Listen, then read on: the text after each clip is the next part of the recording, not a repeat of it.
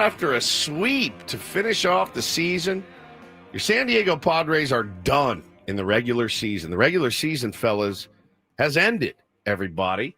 Welcome in. Happy Monday to you. I'm Woodsy. To my right is Paul Reindl.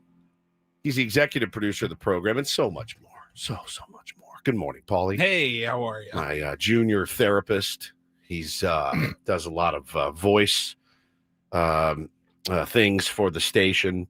He does a lot. He wears many hats, literally and figuratively. What would you say, conservatively, how many hats do you own? My collection, by the way, is going through the roof, and I'll tell you why. But how many would you say conservatively that you own? It's weird if you...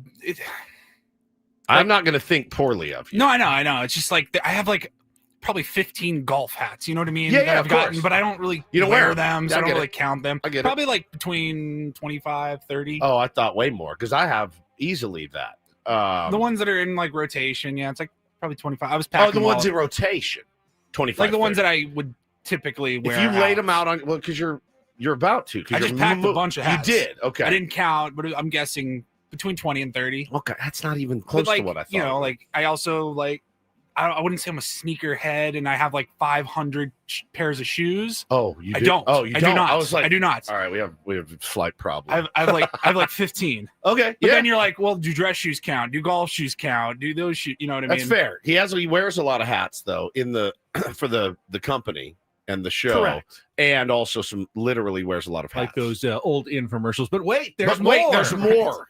Now you have a lot of hats. None of them look good. No. You're Ben Higgins, the friendly neighborhood sports anchor. But I never throw them away, so I've got just me too. Most of them were for like free at some point, and I have just 100%. stacks of hats that I can't wear. Stacks of free hats, shallow, Yeah. deep, Yeah. like all I do too. I've got loads of hats that every time Paulie and I went to fantasy camp, we get a new Padres hat. I need to actually go in and clean up mine. Because what I've found is, because I've coached so many of my kids' little league and t-ball teams, I always go by the official hat so that I'm got the fitted. I'm the coach. I got the fitted one. I don't have the turd one they give to parents that barely hangs on your head. So I get the real one. And I was looking in the closet. And I actually got a little emotional when I started pulling them out this weekend. And I'm like, that was Bo's first. That was Bo's second. This is Taylor's first. This is Taylor's second. Like, I'm looking at all of them going, oh man, it's going fast. You can't really give away a hat though. No, even you can't. A gently used hat. I mean, even gently used. No one wants to wear a hat that's been on your sweaty head, even really once. Nope. You're right. Unless it's brand new. Dude, you can't give away a hat. Remember, I've told, we just talked about like most of last week, some of the things that we get sent up here, things that are given to us and sent. I've been given used sweatshirts and used golf shirts, and I'm like, thanks, man. Like, I do okay. I'm fine. Thank you. If you're gonna give me something, don't just clear out your Goodwill pile. Be like, Woodsy said he went to New Orleans one time. I'm gonna give him this New Orleans sweatshirt that I wore down there. Got like sauce on. I'm like, I'm good. I'm fine. I can get my own New Orleans sweatshirt. No, bro, it's vintage. It's like, I'm good, dude. Totally good. No, man, I was pulling some out this weekend, dude. Looking at them, going, oh man, that was. I'm going to keep all of them because it's going to remind me one day of coaching my kids. And speaking of, I had t-ball on Saturday, and by the time I was done with t-ball, I was like, that had to have been between 2,500 and 3,000 calories. By the time I was done, I was so tired and defeated. After it was over, I went home. I looked at Hannah. I go, they should really pay t-ball coaches. I'm going to say they should pay every t-ball coach $1 million a year. About $1 million a year. Literally $1 million a year. Commensurate with how difficult it is, you should get paid. You should make $1 million for coaching t-ball. It's the worst. I can't even describe to you how gnarly it is. And they have the games. Here's our options. Ready? Sundays at 1 or 2:30. Oh my God. You couldn't pick two worse times for 4 to 5 year old children. You just couldn't. One of my kids, I swear to God, fell asleep on the field in the middle of an inning. I swear to God. So I'm sitting there going, hey, get up! Wake up! Get up, dude. You're going to wear one. And the dads all stand out there with their kids, right? They're standing right behind them. All right, buddy, get ready, get ready. And I'm like the overlord of all of them. So I just keep looking like, hey, pay attention, Brylan. Braxton, wake up, dude. Get up. Jackson, up and at him. Let's go. Pay attention. By the time it was over. Other Jackson. Jackson 2. By the time it was over, you guys, I mean, I got home at like 2:30 and I went back to my room. I didn't say anything. Anyway, I was just like, oh my God. And you wonder, like, do these guys even want to be there? Do they have any interest? Are we putting our kids into T-ball too early? Is it too early? One kid hit, I'm not joking, on the other team. He hit the tee out to the pitcher's mound. He just the tee, didn't touch the ball. He's like, oh, boom! The tee goes flying out to the pitcher's mound. Then they give him about 8 more swings after that. He couldn't make contact. And I'm in the field like this, under my breath. All right, let's just call him out. He's out, dude. He's going to have to learn how to get out at some point. It might as well be now. If he can't hit it off the tee, when is he ever going to hit it? It's just sitting there for him. So, dude, I am telling you, I am like, I get home and I'm just like, I love my sons so much. And I love that they want to be out there. And I love that they're both really good. But it's just hard. And just a lesson for all the dads out there and moms, actually, and moms. Throw with your kids. Dude, did you hear that Freudian slip? Throw your kids. Throw your kids into a wall. Throw with your kids. Roll them a ball. Work with them at home because your volunteer T-ball coaches are not miracle workers. It would be like me doing this. Grabbing my 5-year-old, packing a bag of stuff, ice skates, a hockey stick, dropping him off at a rink and being like, see you later, dude. Good luck. Does he know how to skate? No, he's never been on skates. Never. Does he know anything? Nope. We've never even watched hockey. He didn't even know what hockey is. Have fun. Have fun with him. Go get it. No, you're fine. You're a coach. Obviously, you know what you're doing. Could you imagine just dumping him off at a hockey rink and be like, hey, I'll be in the stands if you want. Just playing on my phone for an hour. How to put on his skates. No, no, it's no idea. No, now you got to do all of it. No. All the pads, the whole thing. Could you imagine taking your child and just dumping him off at a hockey rink and be like, here, enjoy.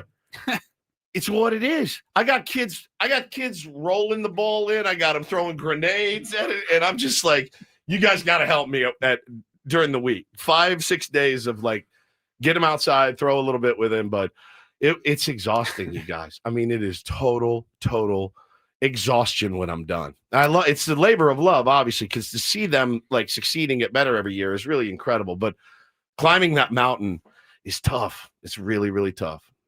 It's really tough. That was my whole weekend. Relaxing. Sounds like you're recharged and ready to go for and I told my wife last night, I go, hey, no, it was my kids. I go, you guys know what the point of a weekend is? We were driving. I'm driving there in the back seat. Have you ever heard of a weekend? Do you guys know what a weekend is? And they go, yes. Taylor calls it stay-at-home day. He goes, it's stay-at-home day. I go, right, it is. I said, what does daddy do all week? They said, you work. And I said, right.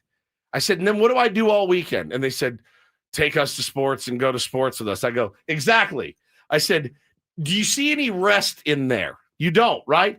So I need you to be a little bit more grateful about things when daddy needs to rest. And they understood. They understand. That's what we do. I mean, we go to soccer, to football, to baseball, to basketball, to, T-ball and everything else. And on we go, man. But it is, it's such a fun thing to do. It really is. And when somebody makes a play, like some kid catches a ball, it's like the greatest thing of all time. But man, there's no weekend, Ben.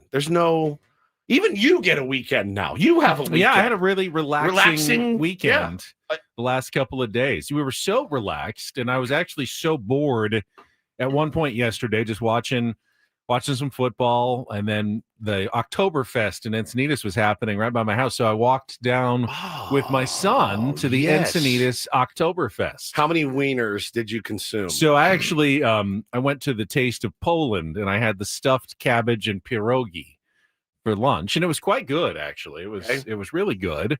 I mean, you walk in and you're instantly transported to Stuttgart. You're no longer in suburban Encinitas. It's not Encinitas. Once those booths are up, you know that you're truly at Oktoberfest in Germany. But I mean, it's a very relaxing weekend for me. But it needed to be. You needed to relax more because this is potentially the most stressful, longest month of the year. My blood pressure is through the roof. Or it's all over in 2 days, which is so hard to get my mind around. You have to prepare yourself that you are about to embark, even as a fan, on the most grueling fan experience you're going to have.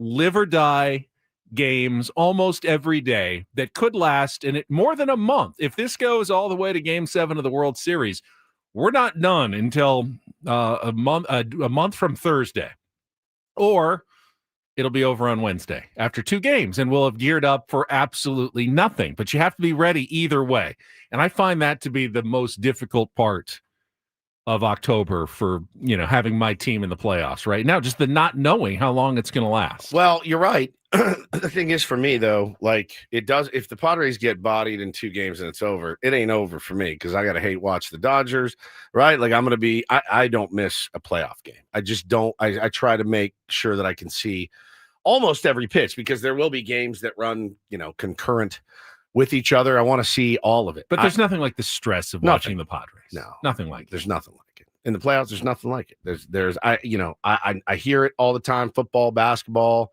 hockey's really good in the playoffs. You can't deny that. It really is. But there is no clock to run out.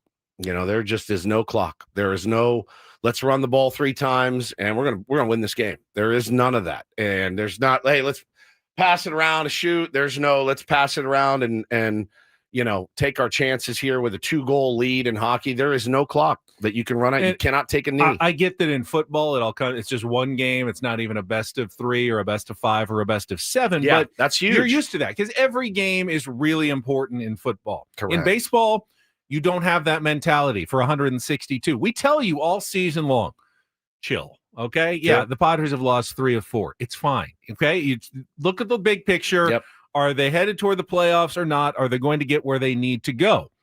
Now this changes on a dime, and every game is so important. Every out, every pitch can be the one that ends your season if you don't do it right. Yep. And it's not the same game anymore. Every ground ball, every fly ball, every ball in the gap, every stolen base or non-stolen base. I mean, think about how many things have to go right for you. But I think, obviously we're going to be talking a lot of Padres baseball today, but I think it's important to start off by saying, oh my God, they actually got to 90 wins. Would they win 7 of 8 to get to 90 wins? That's pretty impressive. And, Schulte, when they got off that early lead yesterday, he was like, yes. Because I'll tell you what, 80, it's like Manny. Manny used to hit 30 home runs every year. Now he's 29 last year, 27 this year. He's like, ugh. There's something better about that nice, fat, round number. You want $87? You want $90? You want $90 every time you want $90. He got to his 90 wins again, which I think is a pretty remarkable accomplishment. And I think, as I was laying in bed last night, I was thinking about those 90 wins. I'm like, there's maybe 4 of them that were easy. Maybe. Like, it's what it felt like. 4 easy wins out of 90. Kudos to him. Congratulations to the Padres. Back-to-back 90 seasons. 90-win seasons, first time in their history they've ever done that. So I think it's important to acknowledge that this morning. And now, again, means less than nothing if you don't, you got to get through the first series, and it's going to be a tough one. And I just don't know. I mean, there's too many unknowns. I certainly can see them winning, but I could see them losing here. What fan base right now knows they're getting through the first round? What fan base knows they are? Dodgers want to. I would think that they want to knows they are, or is the most confident. Lodolo and Hunter Green. They know they are. They don't know they are, but they like where they're at least positioned. Because again, if you're the Dodgers and you are 1,000, what are the odds going to be in this series? That's a lot of pressure to be the billion-dollar team against the team that spent $17 in the offseason. There's no way that they're sitting there going, Yeah, I'm 100% confident. They're not those Reds are not scrubs, man. They're not. Now, it's baseball. Anything can happen. So, yeah, the teams with the buys obviously know that they're getting through to the next round. But as far as these wild card teams, do the Yankees feel confident? No. Do the Red Sox feel confident? No. On down the line you go. I don't know, man. It's what makes this game so great. It's what makes this time of year so great. And I can't wait to get this thing going tomorrow. I'm gonna be a wreck. Anybody gonna sleep tonight? Because I'm not going. I've definitely let myself go to places where I don't usually let myself go. And I look at this Padres team and I actually feel pretty good about it. I do too. How could you not? How could you not? And it's not simply because the last week, fine. Some good signs from a number of players, which is positive, but I always know the playoffs can change all of that. That we talked about the last couple of weeks. Teams with momentum don't keep it. Teams that are struggling don't always keep it. To me, what is important is that so many of these guys have been there a couple of times. They've tasted a little success. They've tasted some failure in the playoffs. And I do truly believe that, not 100% of the time, but a lot of the time in pro sports, you have to put in your playoff dues before you can finally figure it out and crack through.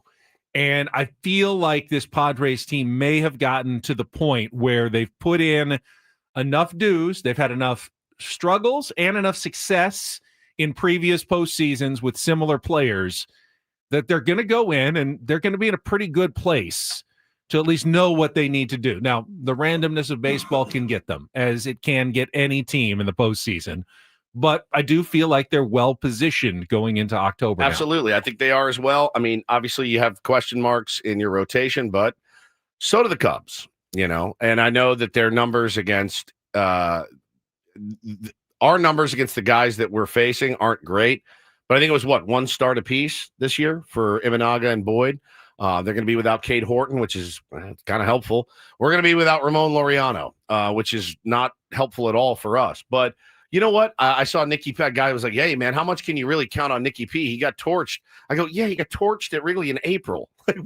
It's no indication. And he pitched well against him at Petco. Yeah, it does. There's no indication April, that things are going to stay the same there. Nicky P, huh? Yeah. You just don't know, man. And you have to literally just grin and bear it when your teams are in the playoffs. And we are. I'm excited to see it. Excited to get this thing going. Now, as far as the start times, I get it. I got a lot of emails and texts about it yesterday. It's not ideal. It's not an ideal start time. No.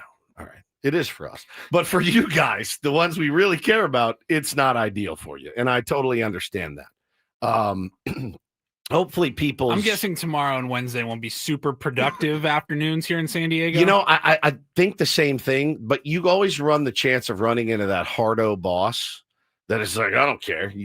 I worked for a boss once. I still have nightmares about the bit we tried. When we called in to help that guy. We're like, hey, we got some pull in this town. So if your boss won't let you off for, what was it, opening day? No, it was playoffs. Yeah, I think it was playoffs. Yeah. Playoffs. We're like, yeah, just, tell him we said it's fine. Yeah. And we literally talked to some guy's boss. He's like, I don't care. I don't like baseball. Like, I don't like baseball. If he's not there tomorrow, he's out of a job. Fired. We're like, he's out of a job. Okay, never mind. I had a hardo boss that was not joking. This is a true story.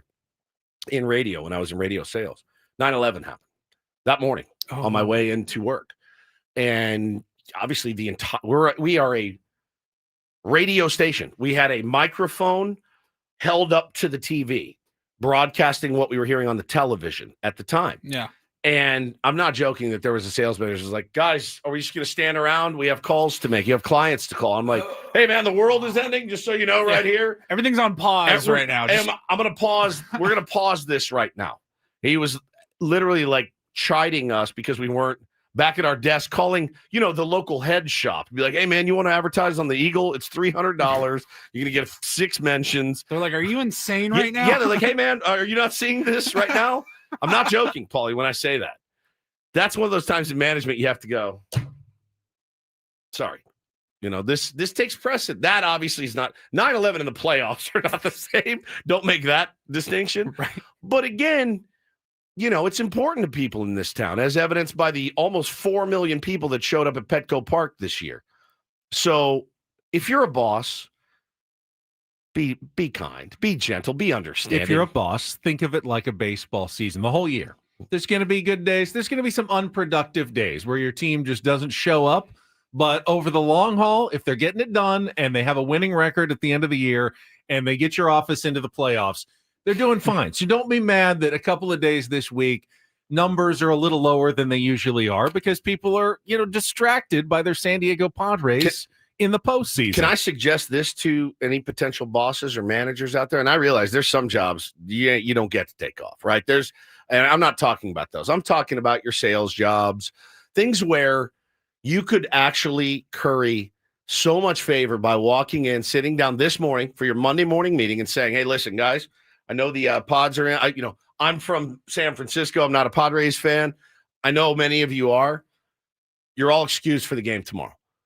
You're all excused for the game. I know how important it is to you. Wouldn't you want to murder and kill and maim for that person? Like after that, if you're like, bro, you really let me off for the game? Yeah, I did. I mean, I know you're going to come through and I know you're going to make up that time. I know you are. I would kill for that guy. I would run through a brick wall for that guy, that manager that was like, hey, dude, I know how important this is to you. Go do it. Now, if you're an emergency cardiac surgeon and a patient comes in at 12:15 tomorrow, you're kind of out of luck. I can't say, well, just have the game on one of the TVs in the operating room. And yeah, like if you're a fireman and there's a fire, I need you out there, man. Police officers, I'm sorry. I get it. Yeah, they can't do it. Not everyone can go figure it out. There's certain jobs where you're not going to be. You walk into a bar, there's a fire, there's like 20 firemen there watching the game, drinking beer. You're like, no. But, there's jobs out there where it's actually a really smart management move to go, hey, man, I know how much this means to you. Go do it. You deserve it. You love your boss after that. You want to kill for him. So I think, don't be short-sighted just because it's the playoffs. The problem is I don't know when the Padres will get a night game. We'll go through the schedule. If you haven't seen how it's going to shake out for the San Diego Padres, they may not get a night game the World Series for weeks, the way the postseason is breaking out at the moment. We'll go through all of it. Let's take our first time out. Paulie, get us queued up. We'll just go traffic straight into our first break coming up here in a minute. When we come back, we can set the menu for a Monday edition of Ben and Woods. Obviously, we are going to talk a lot of Padres Cubs and get you ready for the best of 3 series that starts tomorrow at 12:08 right here on 97.3 The Fan. You can always catch the game if you're in the car anywhere. We will have it for you on the radio. If you need to listen surreptitiously, that's a little easier than watching surreptitiously. Big time. You can do so on the Odyssey app here in San Diego or on the MLB app outside of San Diego. So we'll give you all the schedule for everything that's happening this week for the Padres in Chicago. We'll do all of that coming up after traffic in our first break here on 97.3 The Fan. Gambling problem? Call 1-800-GAMBLER. GEGE 0000466. For a full list of games and rules, play at 7 Mile Casino. Visit 7milecasino.com. Or you can just call in sick from work, head to 7 Mile Casino, watch the game there, and play a little California-style blackjack just to add to your, just stress level. Might as well put a lot of money on the line while you're also watching your favorite team play baseball in October. I'll say this. Playing a $500 hand at California-style blackjack is infinitely less stressful to me than watching playoff baseball because I have some control over this, right? I can hit, I can stay, whatever. Like, I have some control, a little bit.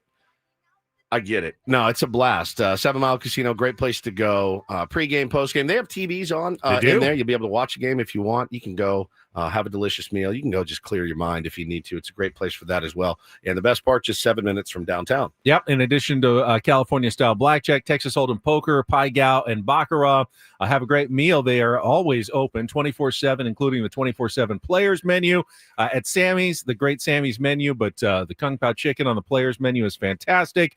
Great time of year to enjoy their patio right there on San Diego Bay. So many reasons to head down to 7 Mile Casino. Again, it's just 7 minutes from downtown.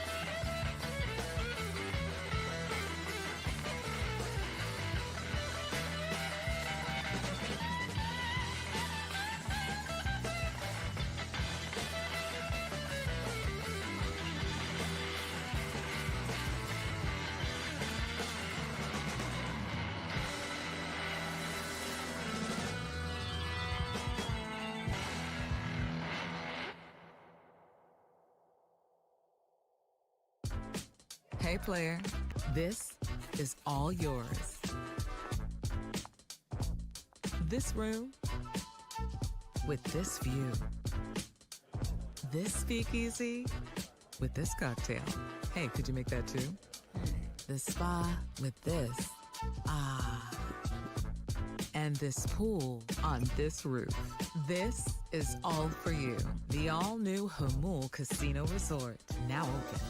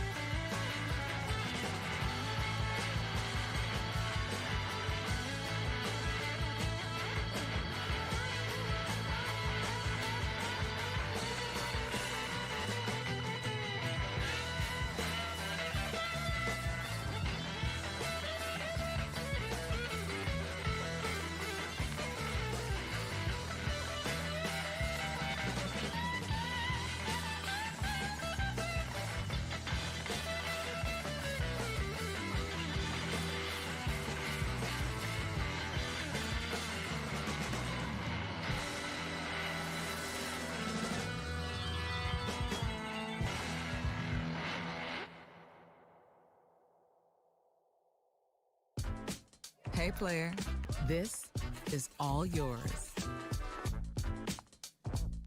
This room with this view. This speakeasy with this cocktail. Hey, could you make that too? This spa with this. And this pool on this roof. This is all for you. The all-new Hamul Casino Resort, now open.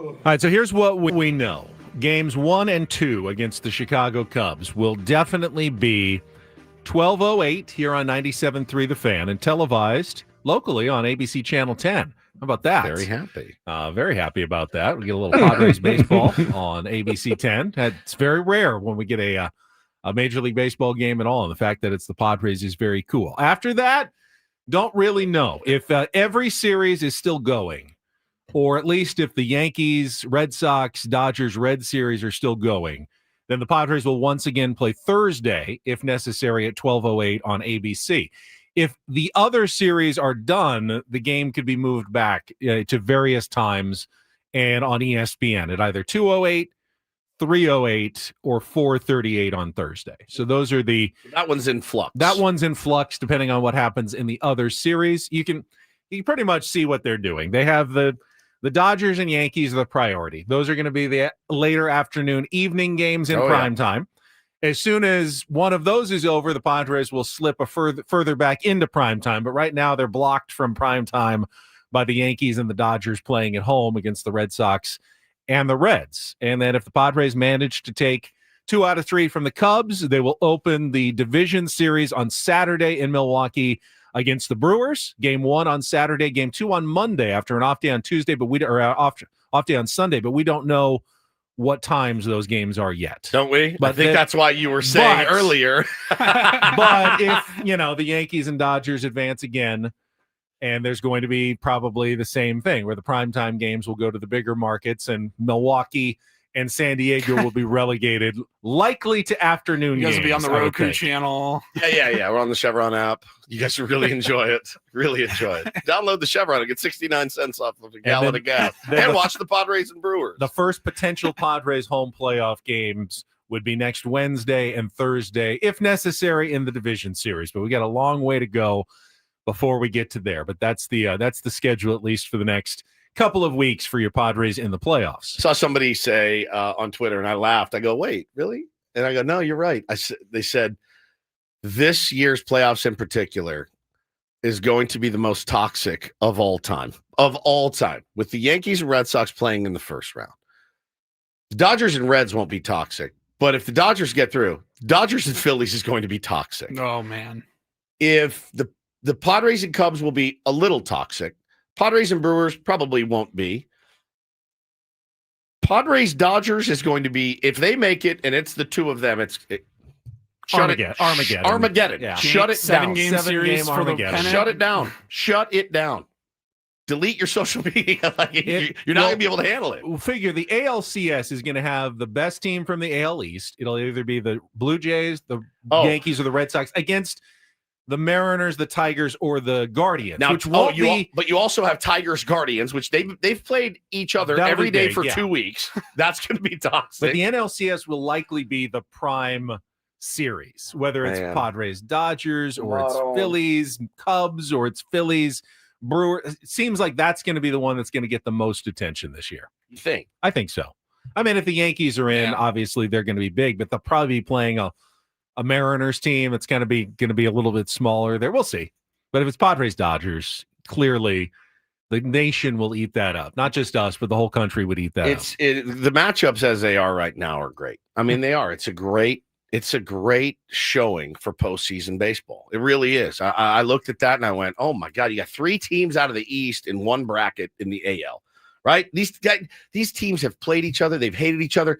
The Blue Jays and Yankees have had announcers fighting. Chippy, Buck Martinez and Michael Kay have been going at it all year. It's like, what's better than this? The Red Sox. Paulie, do you have our end of year predictions? I'd like to look at those again because I feel like your old pal Woodsy had the Reds going to the playoffs this year. I think he did. And I had the Red Sox winning the World Series this year as well. 2 teams that were really out of it 6 months ago, and here they are. What an incredible last few days of the regular season, too. I mean, just incredible for us. For some other teams, not so much for the Mets. The Tigers were able to worm their way in at the last second. The Guardians, the way that they got in on a hit by pitch, bases loaded hit by pitch. Amazing theater all weekend long. And congrats to all the participants because it's going to be pretty incredible. So you picked the Reds to win the Central. They did not win the Central. I picked them to finish second. The Brewers won the Central. I don't think any of us had the Brewers in the playoffs. No, we didn't do like wild. We didn't really do. We just did. Okay, second. So I had him finishing second. You had him finishing first. Meaning you thought they were a playoff team. Yep. Second place, at least most likely, could be a wild card. Benny had him in fourth. Ben and I both picked the Cubs to win the Central. Okay. I was actually did not think that was going to be a three. I was actually division. closer to right because they finished in third. I had him in fourth. You had him in first. So I was actually True. closer to right than you. But I had him in the playoffs. Now they only won 83 games. Crazy. They snuck in. I was a little surprised that the NL Central has 3 teams. Yeah. Remember what we were thinking about? Crapping on a Central. All 3 wildcard teams could come from the West. It could be the Padres, Diamondbacks, and Giants. I did not work out. What about the AL East? AL East. We all probably had the Braves in the playoffs. We did. They did not make We it. all picked the Braves to win the division. Yeah. The AL East, Benny picked the Orioles. Woodsy and I picked the Red Sox to win the division. Orioles did not. Benny had the Red Sox in second. You had the Blue Jays finishing. We all had them finishing fourth. Yeah, fourth. And they won. They won the division. Again, Crazy. when we do this again next March, do not listen to anything. Well, you can listen to us, but you don't base your picks on what we say. World Series matchups. Benny, you had the Orioles versus the Dodgers. Orioles beating the Dodgers. Woodsy, you had the Braves beating the Red Sox. He's got 1. And I had the Red Sox beating the Dodgers. Wow. Okay, Paulie's still got 2. Paulie's could happen. Pretty incredible baseball season. And yes, yesterday when it ended, the last game ended, I went, whew. Here we go. Small sense of relief that it, because it's long. But then last night, click on the TV, looking for Sunday Night Baseball, and it wasn't there. And I went, oh, that's the reminder. Yeah, that's the reminder that it comes to an end. And it really bums me out every year. It really, really bums me out. And in about 2 weeks, I'll be hit, or hopefully like 3 weeks, I'll be hit with this vast wave of depression where I want to watch baseball. I want to check my fantasy team, all of that. And I can't because one team's fan base won't be, though.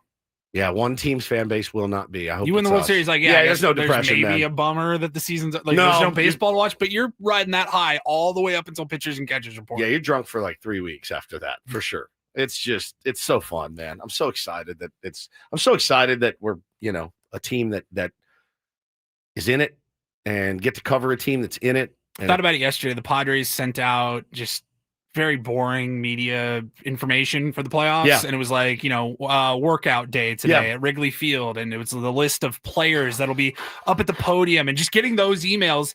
It doesn't happen every year. I know, but it only happens this time in October, late September, whatever. And I started reading the email and I'm just like, ooh, you get a little excited. You're like, here we are. The playoffs are here. The playoffs are fun. How about FOMO for you guys? I got a little bit yesterday. A couple of the dads on the T-ball team and the baseball team. You heading up to Chicago? I go, no. They're like, really? I'm like, no, not. FOMO? Yeah, a little bit. Yeah. If you I had texted Sam Levitt yesterday. The irony is, if we had known the games were going to be on Channel 10 before yesterday, probably would have made plans to go. You're joking. Well, I mean, there was just no telling, what networks were going to get the games. So Brandon wants to know in the chat, did I get my press pass this year after the disrespect last year? Paulie, do you want to read the list that you sent me on Friday night if you have it handy? I think you probably do. You can read the list of people that were accepted for got an email press pass from Major League Baseball. Now you got one, Ben, through Channel 10. You're set. I have actually not gotten it yet. But you will. But I will. Yeah. Go ahead. Major League Baseball says, thank you for your interest in covering the San Diego Padres during and it's always potential, NLDS. Following applicants have been approved. Braden Soprenet. Hold on, drum roll. Braden Soprenet, you're going. Adam Klug, you're going. Okay. Chris Ello, approved. Paul Reindl, wow, approved. Congratulations. Matt Scraby, approved. Congrats, Scrapes. And finally, Frank Marchese, you are approved. No way! No way. Now, Tony Gwynn Jr. doesn't need one. Right. team employee will get one. I'll get Betty's my got own. one. Who's left? Just you. Literally just me. Just you. Nathan, our voice guy. Yeah. Kelly Danick did not Kelly get Danick one. was left off. Yeah. All right. Sorry, Woods. It's okay. It happens. The good news is, hey, we're going to get through this together. And when I mean together, Well, I'll be living vicariously through you. we'll all be living vicariously this week, because on Wednesday, we're going to all be watching the game together. I want to make sure everybody knows that Yes. you can join us, Ben and Woods, the Braden Soprentice Show, and the Gwen and Chris Show, minus Tony, of course. He's going to be in Chicago for a postseason watch party at Park 101, PRK 101 in Carlsbad for Game 2. San Diego, Chicago, Park 101 bi-level sports bar with a rooftop deck, huge screens, North County's best barbecue, craft cocktails, and we'll be giving away autographed baseballs, all presented by Estrella Jalisco Light Mexican Lager. You can join us Wednesday at Park 101, located at 3040 Carlsbad Boulevard in the Carlsbad Village, right there by the ocean, by the sea, watching the game together for all of the Tier 1s who want to join us on Wednesday. I don't know that many have watched a playoff game with me. It's not the most fun. Oh, we didn't say that we're going to be friendly or nice to you. We're all going to be I'm going to be a wreck. in a complete state. Don't look at me. Don't talk to of me. stress the entire time. Kidding. But there'll be barbecue and drinks, so that's a good thing. That sounds good. Yeah.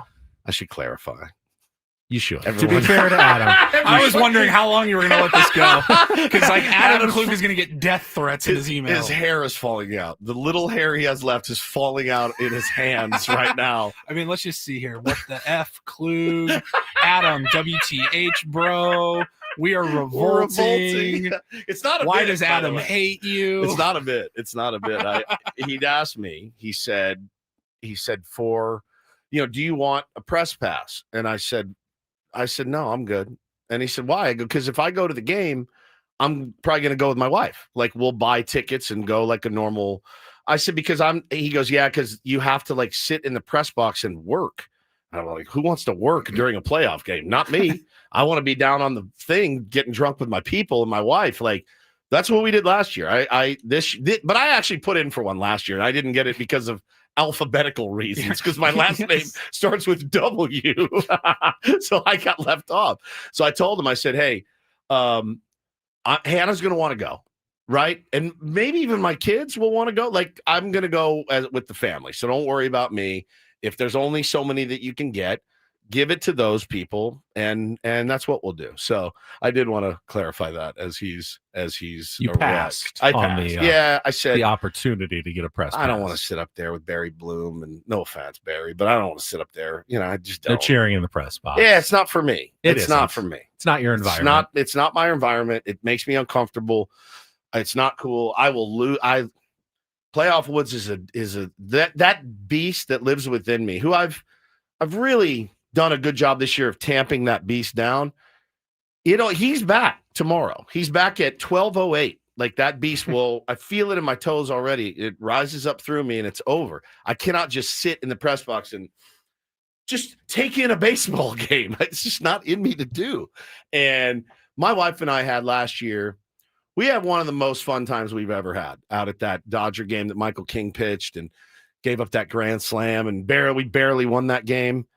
And by fun, I mean, it was like dental surgery. I stared at the ground the whole time when we were in the field because I just couldn't watch. It just makes me so, I get so amped for it. So, Kluger, we were just doing a bit. But no, he actually asked me if I wanted one, and I said, no, I'm good. Give it to the other dudes. They'll actually use it and work with it. I'm not doing any work. Don't count on me to do any work. My work will be watching the game. I think you made the wise choice. I do too. I would argue that even if I use the press pass and end up walking around and mingling with some listeners and watching the game and enjoying myself, that's still work. That is covering the game. 100%. But I'm happy to. I hear you though. I've done it before. Even the Gallagher Square, like, can be tough to get situated. I did that too. And I did the Gallagher Square. Like, I'll just use my press pass and go into Gallagher Square.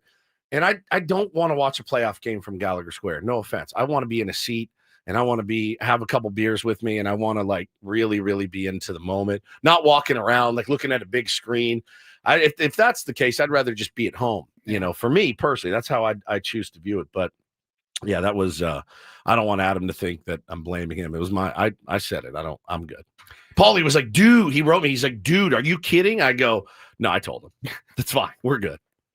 Don't think I've ever gone this far without even setting the menu. So I'll just quickly tell you, it is Monday. It's a big day. We've changed things up a little bit. We'll have Craig Elston join us, Padres Hot Tub at 7:35. But Dennis Lynn is traveling to Chicago for the series. So he's going to be with us tomorrow. He dropped a big piece about AJ Preller. We'll be able to talk about with him tomorrow as well. I've skimmed through it. Lots of good details. It's fantastic work. But very excited. Jesse Rogers, who's going to be one of the ESPN broadcasters on the Padres crew, and of course is Mr. Chicago Baseball, covering it all for ESPN, is going to be with us at 8:35 this morning. Love Jesse. Look forward to that. We'll check traffic. We'll go through our Padres wrap-up, quickly wrap up the series against the Arizona Diamondbacks to end the season, and then we'll get into the rest of the program coming up next here on 97.3 The Fan.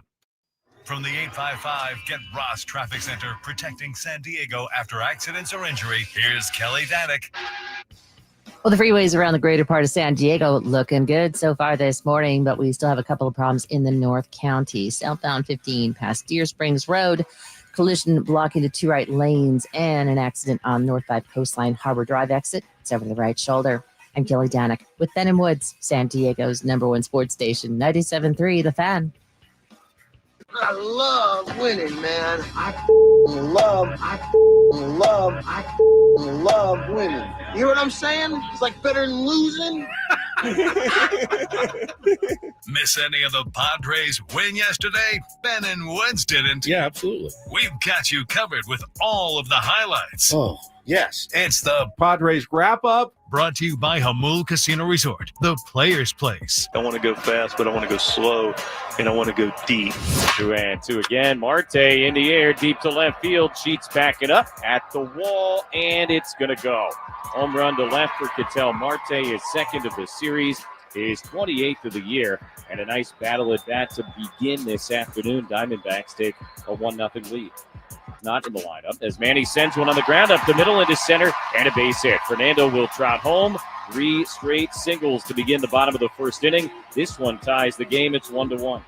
Now to visit over. First pitch from Fawn is a sweeper hung and line to left field. That's down and a base hit. McCarthy over to the line to get it. 2 runs going to score. Bogart's trying for 2, and he's in. A 2-run double to make it 4-1. And now 5 straight Padre hits to begin the day. So maybe 119. Ground ball to third base. Manny's got it. Goes to second. That's one. Iglesias has turned plenty of time. And around the horn double play gets Lawler home. So a 5-2 game, but certainly a trade the Padres will make. Machado an RBI single and a run scored in the first inning, and now he sends a laser to deep left field. And gone, a home run. Number 27 for Manny Machado. Pitch to Cronenworth is lined over the head of Perdomo into left center and a base hit. Merrill will trot home. RBI single. Jake Cronenworth drives in his second run of the day, and it's a 10-2 Padre lead. Field as Iglesias lines one into left field. That's a base hit. Sheets is rounding third. He's going to score. Cronenworth at third is being waived. Perdomo's relay to the plate. No chance to get him. A 2-run double for Jose Iglesias. And the Pods have put up a dozen here in game 162. They lead it 12-2. Pitch is grounded to first base. Off the glove of O'Hearn. Kicks out into right field. Barossa will score. Lawler's on his way. And Geraldo Perdomo in his last at bat will get over 100 RBIs on the season. And it's 12-4. Vasquez nods in the affirmative to his catcher Fermin. Now set the 0-2 pitch, and McCann hits it on the ground to the left side. Backhanded by McCoy. Long throw to second one. Wagner's turn to first is in time. What a double play to end the game and end the regular season. Beautifully done, 6-4-3, and the Padres close out the Diamondbacks 12-4 to pick up their 90th win of the season. The first time in franchise history they have put together back-to-back 90-win campaigns. Yeah, that's a big accomplishment. His team's setting out to be consistent. And Whoa.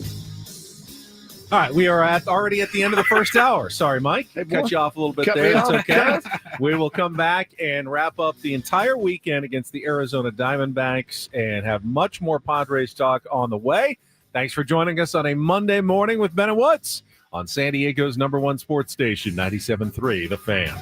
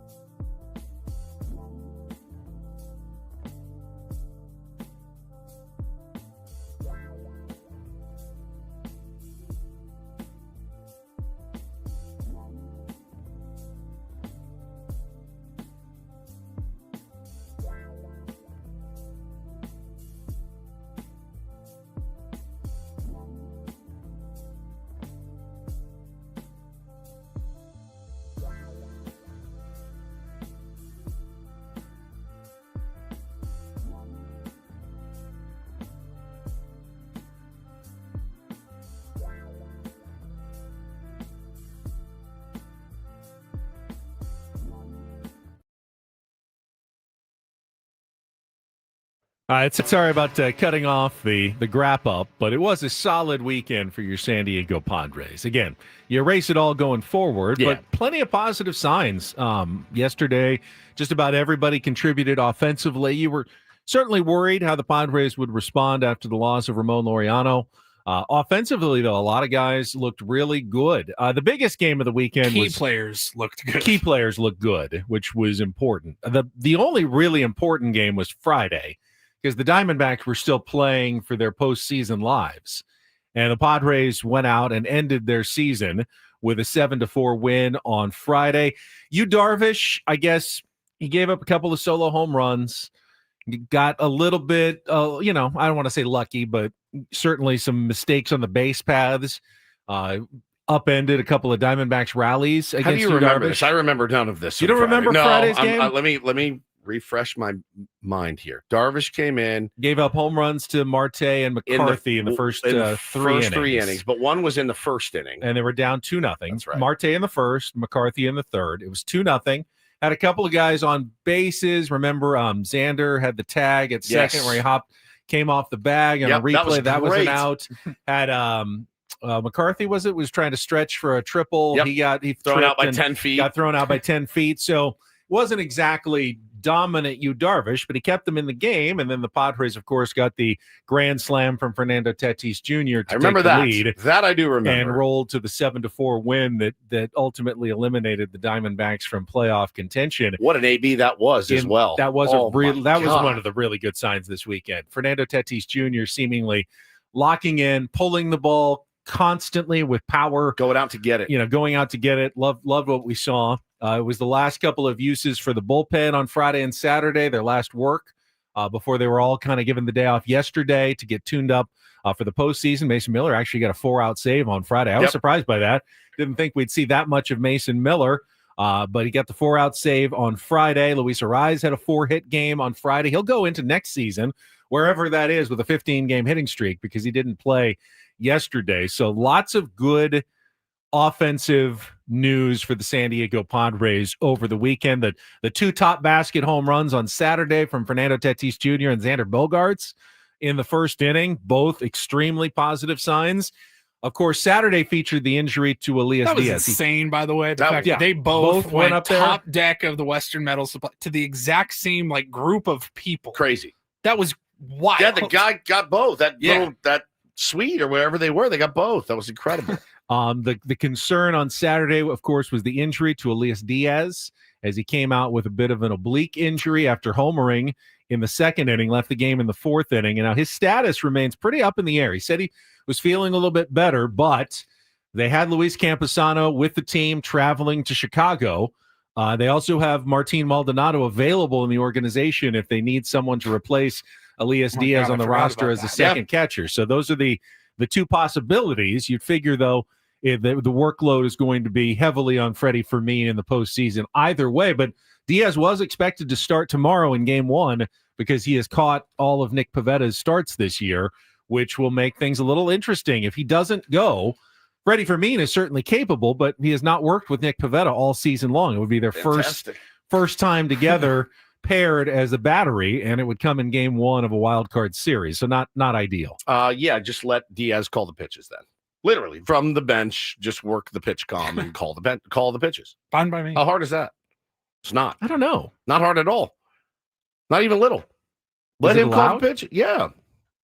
You can signal, you have signals, right? And let him call every pitch if he has to. He knows Nick Pavetta. You have the same feeling, though. If you're not right there, you're not reading the swings, you're not in the heat of the moment. He's right there. He's in the dugout. He's right there. He's not 1 foot away, but he's right there. He knows who's out there. He knows what he wants to do. Plenty of good camera angles for what's working. Bro, if those dudes weren't sitting next to each other on the plane ride out with a notepad and a pen and paper, I'd be really surprised. I really would be. I think, it was a weird thing. I didn't know what happened. I walked out of the room. I came back and Bo goes, something happened to Tatis. And I'm like, I almost threw up. And I rewound. I go, Diaz. He goes, oh. I'm like, were you paying attention at all? And I was like, it's Diaz. So he takes the 0-2 and then he just walks away in the middle of his AB. I'm like, what happened? And then, so if you walk out of an AB and then the next day you're like, I'm good. What? Like, you can't be. Well, he swung and certainly tweaked something on the first swing. So he's like, I'm not swinging Said, again. I'm staying in, then took a check swing and goes, no, I'm not staying in. That did not feel good, so came out of the game. So then you wonder, too, like, let's say he feels better tomorrow. Can he throw? Can he, you know what I mean? Like, if it's an oblique, swinging is one thing. Can he throw, or are they just going to go ham on you? Go put him through a battery of tests. They don't have to make a decision until tomorrow morning on their wild card roster. So I would imagine they'll take every moment that they can to allow him to heal and then put him through those tests before they make the final decision. You know, and it's one of those injuries where I think you look, you go, oh, I mean, it's just a backup catcher. But then, it all starts to hit you. Oh, no, that's Nicky P, game one starter's personal catcher. Diaz actually been swinging the bat okay lately, like he's running into some home runs. 4 home runs in his last 8 starts. Yeah, so you're like, oh, this actually feels like a fairly big loss. How many Padres playoff runs have we seen where a catcher has to catch every inning and nobody felt comfortable with the backup and the guys just ground to the nub after 5 games straight of catching and playing every inning? We've seen this too much. And so it is actually, if he doesn't come back, it's again, it's not Ramon Laureano, but it's a pretty sizable loss. Michael King made his final start on Saturday, only went 49 pitches, which was per the plan. Going into the game, 2 2/3, just gave up 1 hit. Did walk a couple, though. Did not quite have his command, but did have some good swing and miss stuff. I mean, he's slowly making progress. I don't know that he's where you'd like him to be going into the postseason. And it really looks like Michael King will probably start the playoffs in the bullpen in the wild card series of the Padres. Based on everything we're hearing, I'm thinking it's going to be Nick Pivetta tomorrow, and the Padres have announced that, so that's official. It's official. They have not announced a Game 2 or Game 3 starter. Mike Schultz said they would announce starters. They're not going to leave it up in the air. And I would now be before or after before even today. They're going to announce it, I believe, before the game, at least tomorrow. And I do believe it's going to be Dylan Cease in Game 2. Would that change things for you Darvish. if you were managing how Game 1 goes? Does that change anything in your plan for Game 2? Yeah. I mean, I think the bullpen is going to be aggressively used no matter what. True. Oh, yeah. But I don't think they're going to change the starters. I think it's going to be Dylan Cease in Game 2. And they are going to be counting on the fact that he has really good numbers against the Cubs in his last 3 meetings against them. They're also going to have a very short leash and keep a very close eye on Dylan Cease and be ready to go to that bullpen at a moment's notice. And then if it does go to a Game 3... You almost need to start with somebody warming up. It spirals that fast, though, with him. I think it's going to be you, Darvish, in Game 3. I was a little tongue-in-cheek there. But you have to be ready. Third inning. You got to be ready. You'd be very ready. Michael King would be available out of the bullpen. If they don't end up using him, I wouldn't be surprised if Michael King got the start in Game 1 of the division series against the Milwaukee Brewers. If they do use him out of the bullpen, then you'll have Randy Vasquez available for Game 1 of the division series on Saturday if you get that far against the Milwaukee Brewers. None of that has been officially announced by the Padres, but that does seem like the direction we're heading. Pivetta, Cease, Darvish, King in the bullpen, and then King and Vasquez in reserve potentially for Game 1 of a division series. I understand it. I really do. I understand it. And I said last week, I was, pretty encouraged I understand that decision. Going with Cease? Mm-hmm. I do. And I said on the roundtable last week, Paulie, he's my wild card. He's my wild card. In this case, literally and figuratively. He's my wild card. Yeah.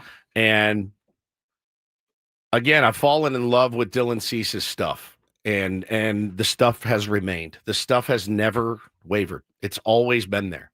It's just going to be, can you literally piece your brain together to execute pitches for 5 innings? 4, 5, whatever. Can you do it? Can he do it? I think he can.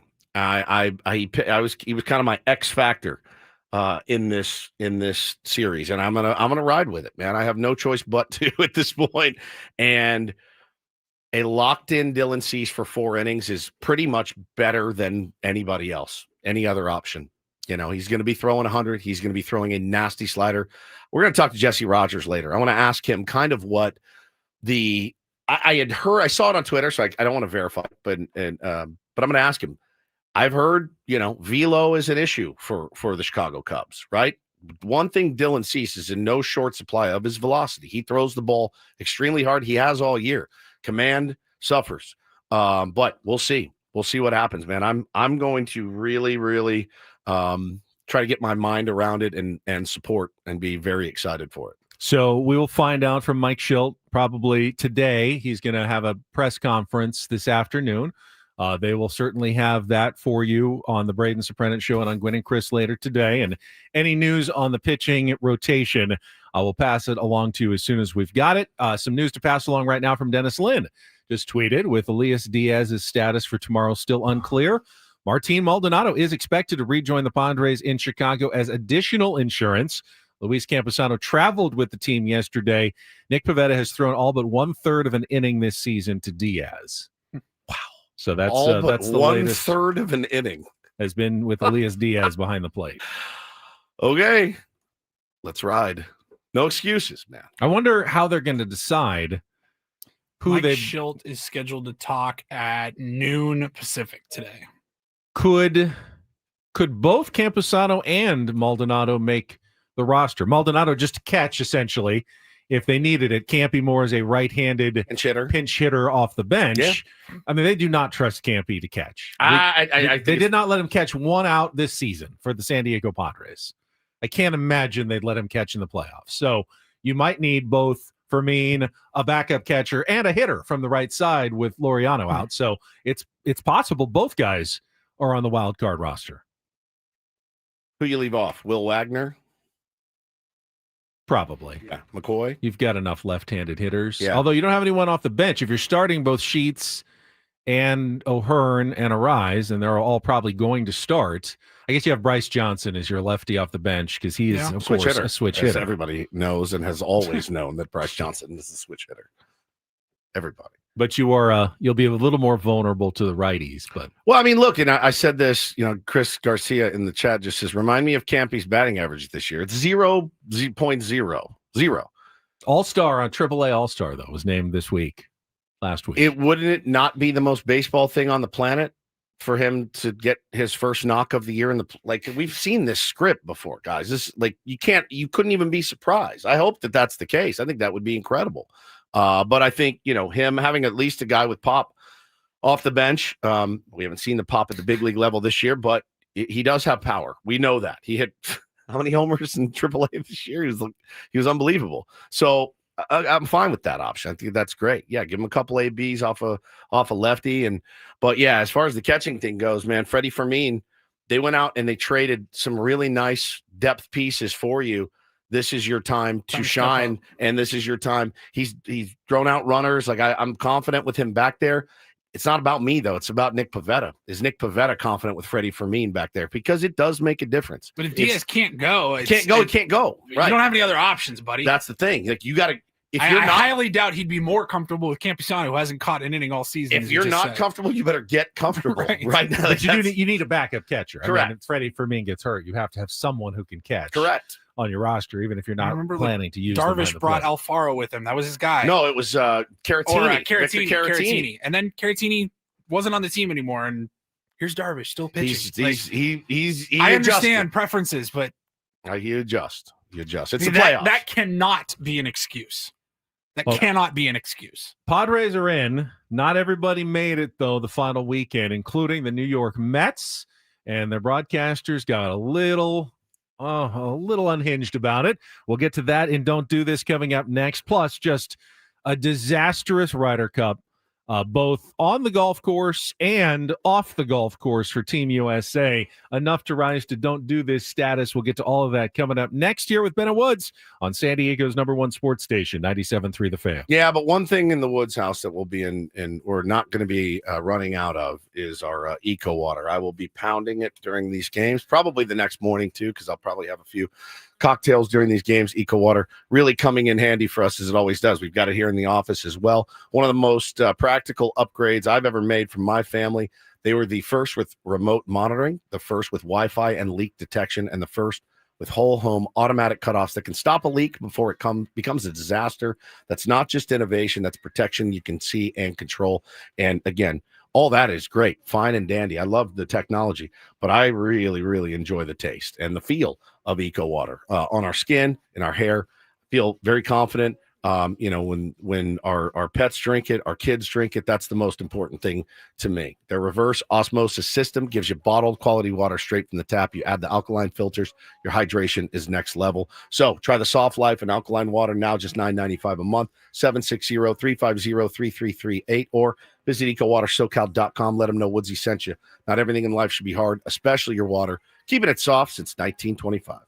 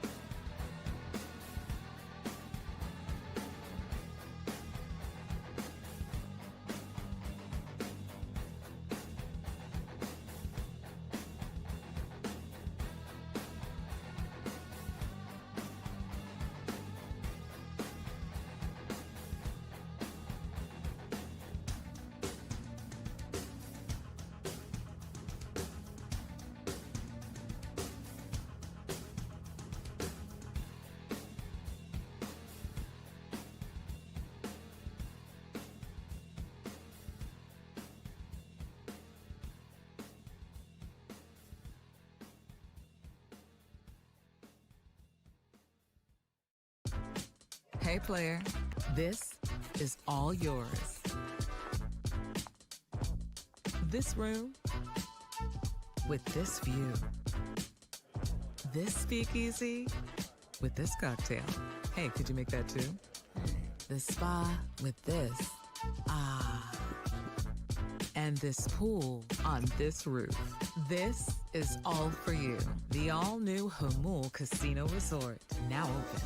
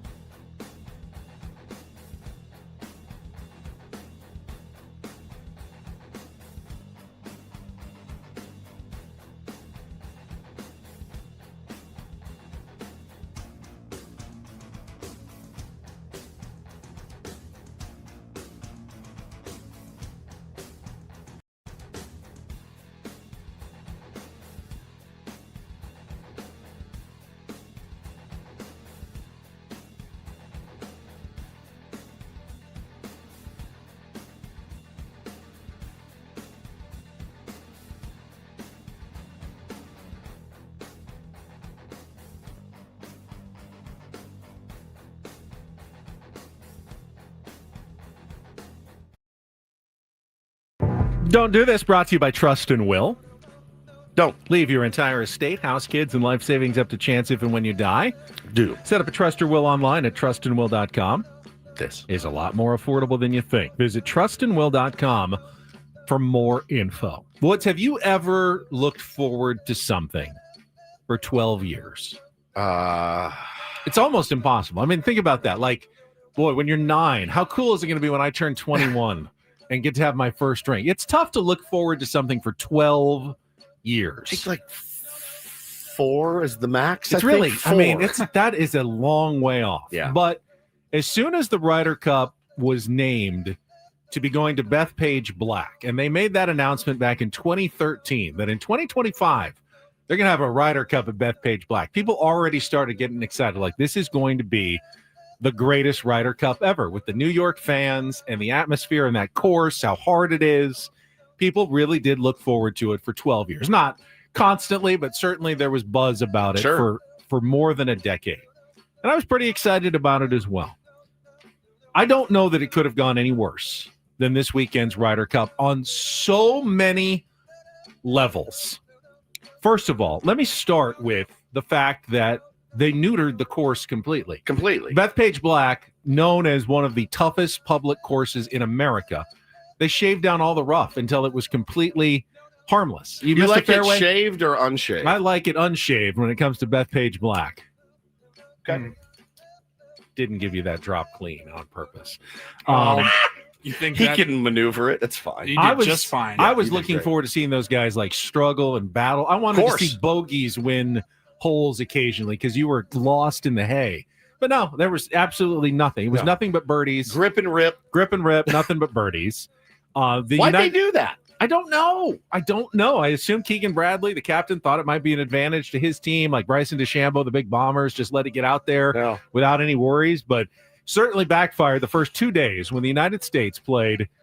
They didn't actually play bad. Europe played so well that they completely made it an afterthought by the time they got to the Sunday singles. But that wasn't even what gets the Don't Do This. The crowds that were supposed to be the heart of this Ryder Cup were both so bad and so bad at the same time.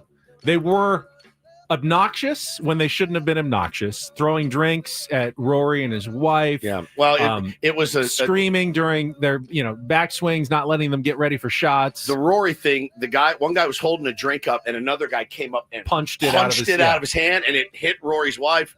And again, like it just buffoonery, just straight up buffoonery. But when they were supposed to be enthusiastic, they needed these it's just really sad, like guys that were paid to teach them cheers. And awful. The audio was so cringy. It was so bad. This is what it hurts me, you guys. Yeah. This was the only minute that I watched of the Ryder Cup. I told you I don't watch golf on TV. I was like, what is happening here? Is this like forced participation? Forced fun. No one loves forced this is fun. one of the cringiest things I've ever seen in sports. Okay. Slow down. You guys all took Adderall this morning. Slow down. Here we go. 1, 2, clap. 1, 2, clap.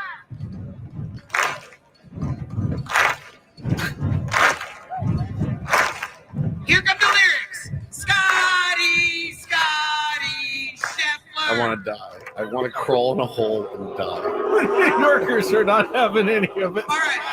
Oh my God. So who are these guys? The forefathers. We're going to try this one more time. No, please don't. If it doesn't work, we'll do a DeChambeau one. A DeChambeau? The whole crowd rocking. Freudian slip. With you stamping on the bleachers. Oh, God. Oh, God. Ready? One more time. Start out. 1, 2, 3. Oh, my God. Scotty Scheffler. Stop. It's so Stop. bad. It is so cringy. Then they had the F Rory, like it was stupid. And a comedian, a woman who was like paid to be there by the PGA, she got into it. They let her go because of it. It was just an embarrassment all around, and nearly featured the greatest comeback in the history of the Ryder Cup yesterday.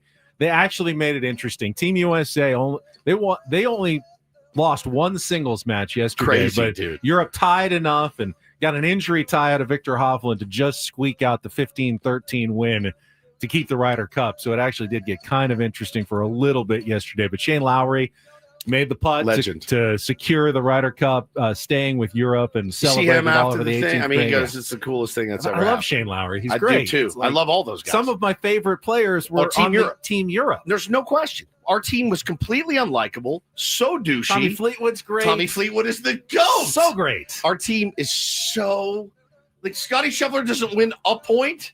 He won yesterday, but lost all four of his first four matches, and then won. Yes, he beat Rory, one up, and it was a solid clutch performance to win yesterday. But you can't win when your number one player goes 1-4. I mean, dude, it was Paulie.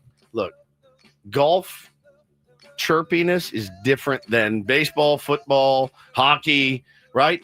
But golf chirpiness is elite. Justin Rose and his caddy going after Bryson DeChambeau on Saturday. Oh my God. Justin Rose. Shot. Okay, let's try it different.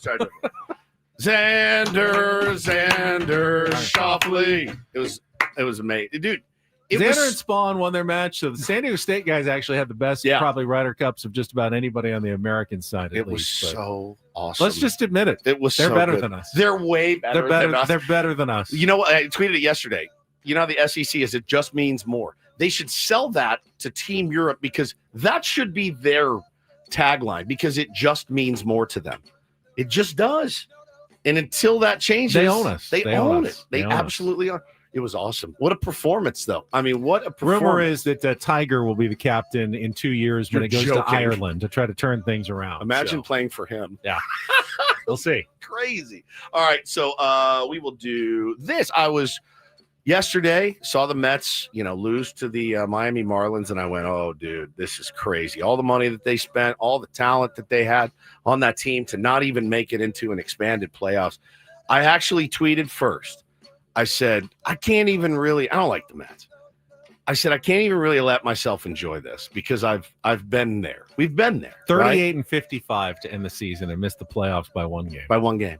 And I said, I can't really take delight in this because as a sports fan, we've been there. As Padres fans, you know what a collapse is like. You know what it's like to never even get going with a really uber talented team and not make the playoffs. 23 was the most embarrassing thing I've ever seen, to have that team and not make the playoffs. But then 30 seconds later, this audio came out, and I went, you know what? F the Mets. Listen to their booth. It was like post-game? Post-game. Ron Darling, Gary Cohen in the booth. Keith Hernandez. I'm watching the Marlins. They just took a team picture in front of their dugout like they're going to the postseason. Oh, this was their World Series. They took 2 out of 3, knocked the Mets out of the postseason. We saw the Reds celebrating in Milwaukee. Gary, it should have been your World Series. It should have been your World Series. And by the way, I found this out too. The Marlins take a team photo in front of their dugout after every win. Every time they win a baseball game, they go out and they take a team photo. And even if they didn't, can understand a team, even the Rockies, knocking the Pirates, a division rival out of the playoffs, the team that spent all that money, and you're at the bottom of the barrel as far as they dollars actually, with spent. nothing to play for, rose up and did something to help the Cincinnati Reds get into the playoffs. It should have been it's their World Series bit. You should have treated it like your World Series. I saw someone tweet, no, their World Series is the 2 they've won since the Mets last won 38 years ago. My God, Ben. Oh, that is so deep. This was their World Series. They took 2 out of 3. It reeks of the Joe Davis, Oral Hershiser canceled the parade and all that bit. That's why they play the games. It just rubs me the wrong way. Like, hey, you're pissed. I get it. Not the Marlins' fault. Go beat the Marlins and you're in the playoffs. And because they lost, that did get the Reds into the postseason because the Reds also lost. The Mets had it right in front of them. All they had to do was win. They were in the playoffs. You're in. But the Reds lost to the Brewers 4-2. But thanks to the Marlins beating the Mets, they clinched in Milwaukee on the final day of the season with a loss. Now, our do this, Paulie. DD mega doo-doo. That was awesome. After the game, the Milwaukee Brewers, even for a division rival that they had just beaten in the last game of the season, decided to be good sports and help them out with their celebration, putting a little congratulations, clinched big screen so they could go out on the field, take their picture, and celebrate in Milwaukee at American Family Field for the Cincinnati Reds. Pretty classy moment by the Milwaukee Brewers. One of the cooler things I've seen. And the Reds were so surprised. The stadium looks completely empty. Yeah. So the game's been over. They're drinking. They've done the champagne popping. They've got their T-shirts on. You go out to the mound in the empty stadium, take a team photo. I don't think in Milwaukee they were expecting to turn around and look at the jumbo screen and see a red clinched graphic that clearly the Reds team had prepared, and the Brewers said, you know what, we will do that. That's a division opponent. It'd be like if the Padres had clinched a first round bye. They're cruising. They don't care about last weekend's games. And the Diamondbacks got in, and you put a congrats DBacks or whatever, a clinched graphic. I don't know. I thought that was really cool. You don't see that too often. You don't, and you could tell from the Reds' reaction. They were like, yes, thank you. They're like pointing up to the control thank you. room. I thought it was so cool. I knew it was going to come. We planned for this. People in the chat like, what about Mud? What about Mud in his 30 years? And I said, we cannot do Mudley and do this today because we only have 10 seconds to do. We're already behind schedule. Coming up in the Ryder Report, we're going to get into the Mud Cat. I was in tears watching that on Saturday night, and I texted Mudley, got a really nice text back from him. It was very special. So we needed more time to dedicate to it. And we are going to do that in the Ryder Report today. That was Don't and Do This for a Monday. That was Don't Do This with Ben and Woods on 97.3 The Fan. By the way, the Brewers can afford to be classy when they finished with the best record in Major League Baseball at 97 to be classy, and right? 65. How about that? No one had that on their bingo card at the beginning of the season. The Brewers with the best record in all of baseball this season at 97 and 65. Just like we all drew it. Yeah.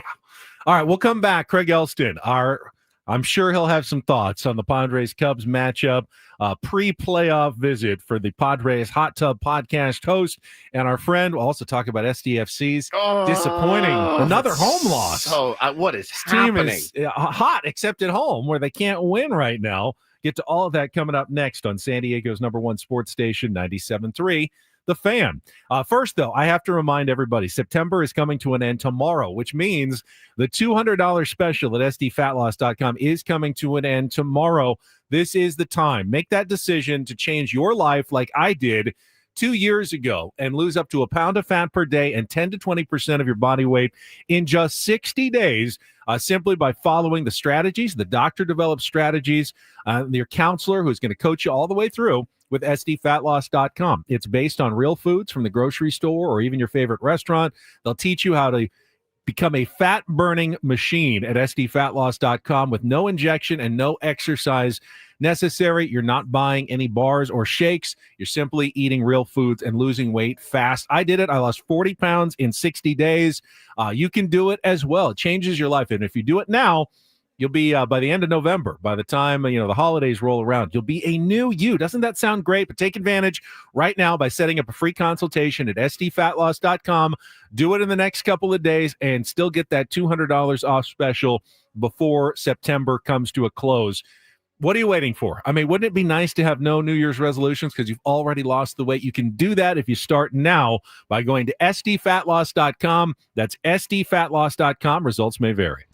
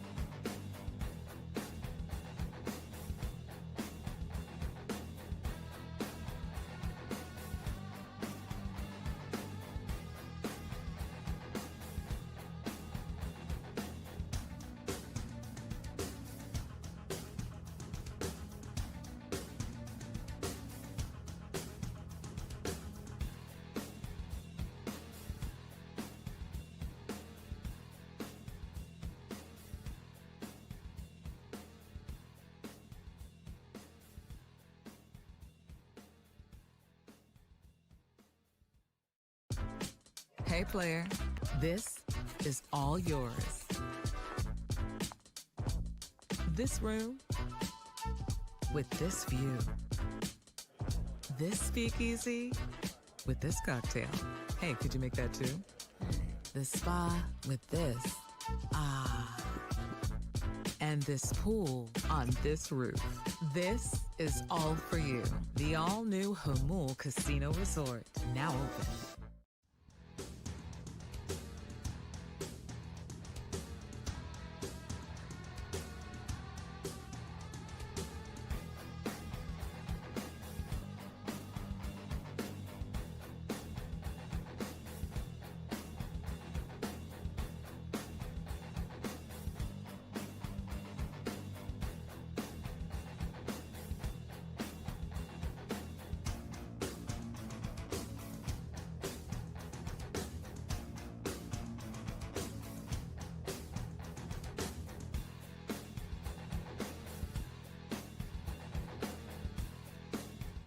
Their rotation for the Wildcard series against the Reds. It'll be Blake Snell in Game 1 tomorrow, Yoshinobu Yamamoto in Game 2, and then Shohei Ohtani in Game 3 if necessary. If they sweep, Ohtani would start Game 1 of the division series against the Phillies, but no Clayton Kershaw on the roster and no Tyler Glasnow in their rotation for the Wildcard series against the Cincinnati Reds. I mean, leaving Kershaw off your roster, they really want to win. They're really going for it. Still waiting to hear on the Cubs. Fool me once, shame on me. On the Cubs, 6 times. Yeah, still waiting to hear on the Cubs pitching situation against the Padres. We do know Cade Horton is unavailable. Yeah, that was a weird injury. Did you really hear about severe that? Cough. So somebody posted a picture of him in their celebration, blasted a big cigar, and they're like, Did this dude choke on a cigar and start coughing really badly and break a rib? He broke his rib from coughing. Yeah. You ever smoke a cigar after not smoking cigars very often? I would never smoke a cigar again. I don't think ever. I did. A guy did buy my playoff pack yesterday, though. Sits in the drawer for when I need it. My playoff pack. Fresh six. Jesse Rogers will join us in an hour. If anyone has any insight on the Cubs pitching situation, it'll be Jesse. So we'll talk to him in an hour and see what is up. But right now, Craig Elston standing by for his weekly chat. We got a lot to get to coming up after traffic here on 97.3 The Fan. From the 855 Get Ross Traffic Center, protecting San Diego after accidents or injury, here's Kelly Danick. Traffic is brought to you by AleSmith Brewing Company. $6.394 pints, big screens, cold beer, and playoff baseball. Got a crash on westbound King Freeway just before the 125. Couple vehicles involved. It's over to the right shoulder. Also reports of a possible brush or encampment fire near the Palm Avenue on-ramp to northbound 805. October baseball is here. Catch every pitch at AleSmith Brewing Company. Enjoy $6 pints of our legendary .394 pale ale. Cheer on the brown and gold with big screens, cold beer, and the best fans in town. Located off Miramar Road, AleSmith Brewing. There's no better place to watch the playoffs. I'm Kelly Danick with Ben & Wood, San Diego's #1 sports station, 97.3 The Fan. Joining us right now, the Padres Hot Tub Podcast host and Chromaniacs host, Craig Elston, with us for his regular Monday feature here on 97.3 The Fan. Good morning, Craig.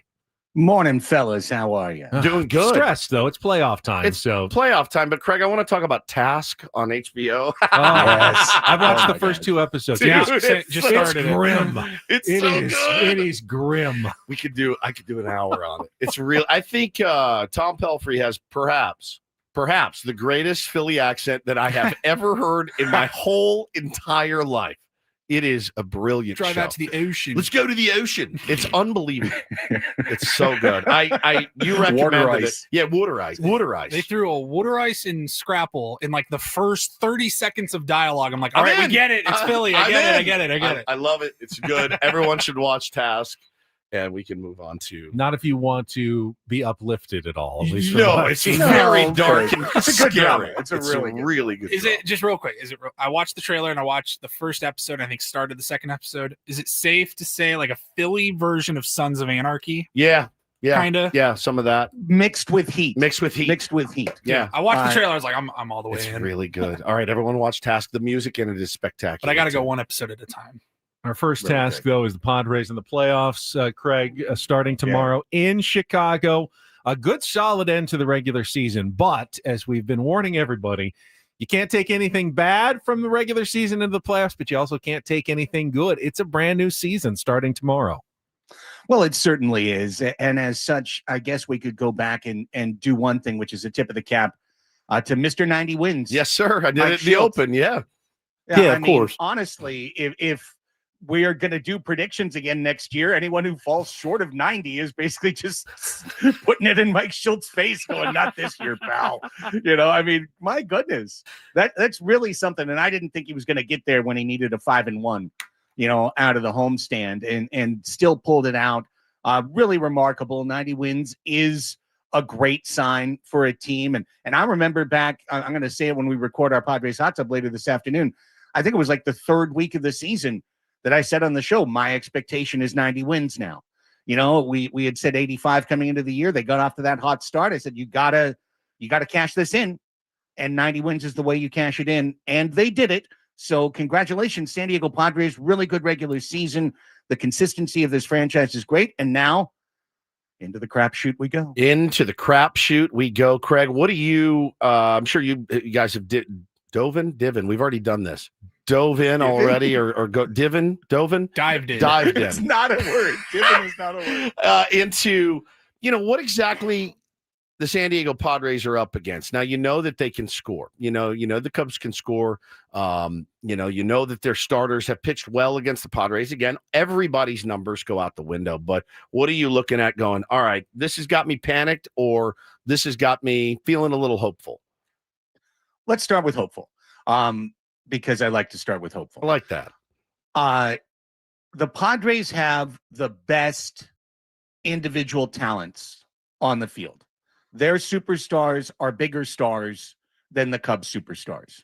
So while I do believe there are a number of levers that point in the Cubs' direction when you analyze this series and break it down, the guys who can smash those levers to bits are Tatis, Machado, Bogarts. Those guys have the ability to break expectations. And Fernando in particular, when he's hot, he can beat anybody. And the way he swung the last week made you remember how he swung the bat the first week of the postseason last year. It was pretty similar. If he does that, the Padres can beat anybody, including Philly, LA, anybody. So that's on the on the real plus side. And of course, you've got Mason. Whoa. Just froze lost audio instantly. Still talking though. He's in the middle of a thought. Everything. Now it's frozen. Okay. Right in the middle of a thought, and he froze completely. All right, I think he was going to say Mason Miller. I think he was going to say. Well, I think as you break down, as he said, the Padres have the bigger superstars. The Cubs have the deeper lineup. Yep. Probably than the Padres. The Cubs. Right-handed. Oh, there we go. Wait. We lost you. We lost you. You came back. Are you still there? Hello, Craig. Yeah, I'm here. Can you hear me? I believe you were going to say. Just completely froze out for like 2 minutes. I think you were going to say something about Mason Miller, if I'm not mistaken. Well, he's one of the pluses, right? He's a unicorn. He's a guy who can shut down anybody. So our top end talent is where it's at. I think the weakness is, guys, the Cubs really match up well against the Padres with Imanaga and Boyd, and then you've got Pomerantz, Thielbar, and Rogers. I'd say it's pretty likely the Padres only see a right-handed pitcher of any kind if they are either leading big or it's literally the ninth inning, and it's Palencia in the game. Short of that, they're only going to see left-handed pitching until game 3, and they're going to start probably 5 left-handed starters in the lineup against lefties who are really good at shutting down lefties. So, as much as we like how Gavin Sheets and Ryan O'Hearn have hung in there, Arise, Cronenworth, these are all guys who can hang in there against lefties. There's no doubt about it. When you put them all in the lineup, especially when you have 5, when you have 5 in the lineup, that means Imanaga always knows any right-hander that's up, there's a lefty that's following. Yep.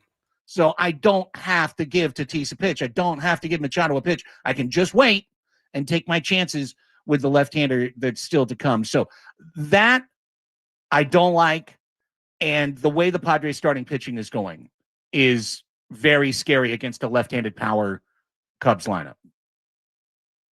I do think that the swings we saw this weekend from Tatis, Bogarts, Machado, the Padres should be good against left-handers. That's the thing. We've always thought they should be a pretty good team against left-handers. They've never really done that this season. Is it possible, though, that they're finally maybe coming into the right frame of mind to have that success, Craig, against lefties that we always thought they would have? You've got so many left-handed bats. Nobody does this. Nobody does this. People start 1 or 2 left-handed bats against elite left-handed starters. We're going to start 5 all playoff, because they're never going to start, campy. So we're in a tough spot there. What we need is for the Padres just to hit through it. To be perfectly honest, is for them to hit through it. And then that brings me to the second thing, which is I don't love the matchup of Nick Pivetta at Wrigley Field. Yeah. I just don't. Fly balls. He didn't pitch well there earlier this season. It was cold at that time. But old numbers really don't matter. Yeah. It's the matchup. And I say that specifically because the Padres are leaning on a very old number to justify starting Dylan Cease, which is how he pitched last April at Wrigley Field. Is it because of that, or is it because Yu Darvish's command is shaky, Michael King's command is shaky? I mean, Dylan Cease can very much have shaky command. That can't be the only reason, right? Going back to April of last year, he's my X factor. If he pitches well, sky's the limit for this team. That's kind of how I feel, Kreger. Well, I agree. Look, I don't trust Dylan Cease. How could you? Dylan Cease needs to do something in the playoffs he's literally never done in his life to date, which is pitch well. And he's pitched poorly in literally every postseason start of his career. Not one of them was good.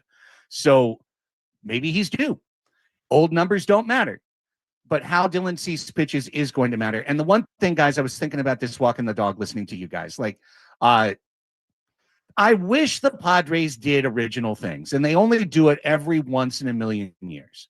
But I would 100% start Wandy Peralta in game 2. I would start Wandy Peralta. Yeah. Why? Because the lineup goes Bush, Horner, Happ, Tucker, Suzuki.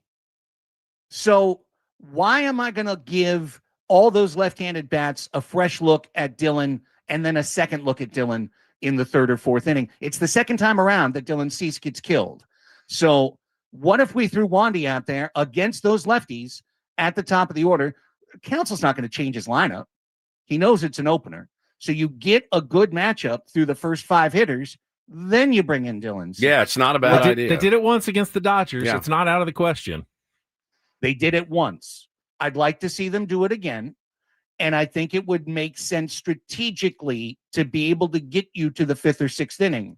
Because if they just say, Dylan, go out there, do the best you can, we're counting on you the 2nd and 3rd time through, I've got a really bad feeling that we're going to be looking at us down multiple runs and Schulte taking the ball from him. So it's just one of those thoughts that I have to do something a little original, and I wish they would.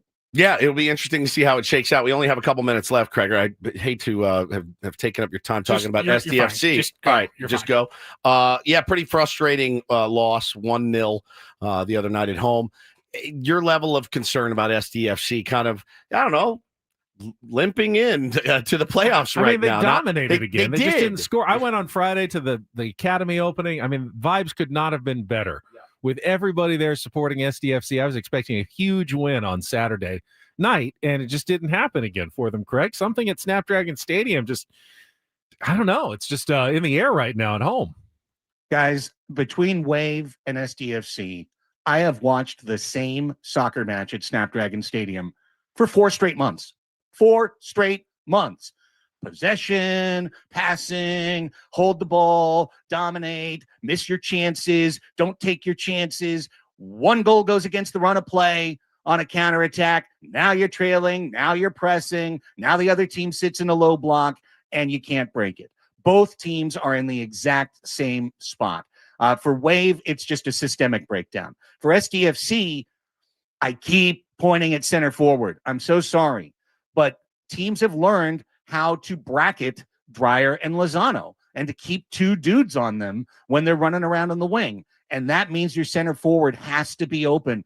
And Ahmad Pellegrino just hasn't done the job since he's been picked up. I'd like to see them switch back to Corey Baird or maybe put Valakari up there. But honestly, without Ingvarsson, they just don't have that center pole that they can lean the rest of the attack on. And other teams are, as such, diffusing SDFC's attack. 2 more road games, and then they are going to the playoffs, and they will host their first playoff series, which is, I know, it's almost kind of makes you nervous that they can't we just go on the road and just play there? But Craig, what's the baseball equivalent? I feel like the SDFC clinched a playoff spot like 4 months ago. Like this would be like clinching a playoff spot in like mid-August in baseball. It feels like they've played 8 games since they clinched a playoff spot. No, you're not kidding. And could there be a little bit of coast in there? I mean, I don't know. Maybe. It's a really long season. It is. And SDFC doesn't have a second team. And I think that's really important to keep in mind. They don't have the depth that other MLS teams do, that they can call up guys from their second team in USL Championship or MLS Next. So as a result, those veteran players have been just bagging minutes. Almost all of the SDFC's players are on career highs for minutes played. So another thing to keep in mind, it's been an incredible season. Can they find that finishing kick to take it up another notch in the playoffs? We'll find out in a couple of weeks. Hard to believe. Next Monday when we talk to you, it'll either be before game 2 of the NLDS against the Brewers, or the season will be at least 4 or 5 days over at that point. I know which one we're all hoping for. Thank you, Craig. Yeah, let's go. Great stuff from Craig Elston. I want to remind everybody before we get to the top of the hour, you can join us, Braden, Gwen, and Chris for a postseason watch party at Park 101 in Carlsbad on Wednesday for game 2 of the series. Park 101, bi-level sports bar, roof deck, huge screens, all brought to you by Estrella Jalisco Light Mexican Lager again this Wednesday in the Carlsbad Village at Park 101. We'll see you out there. We'll come back, reset our show coming up next with Ben Woods on San Diego's #1 sports station, 97.3 The Fan.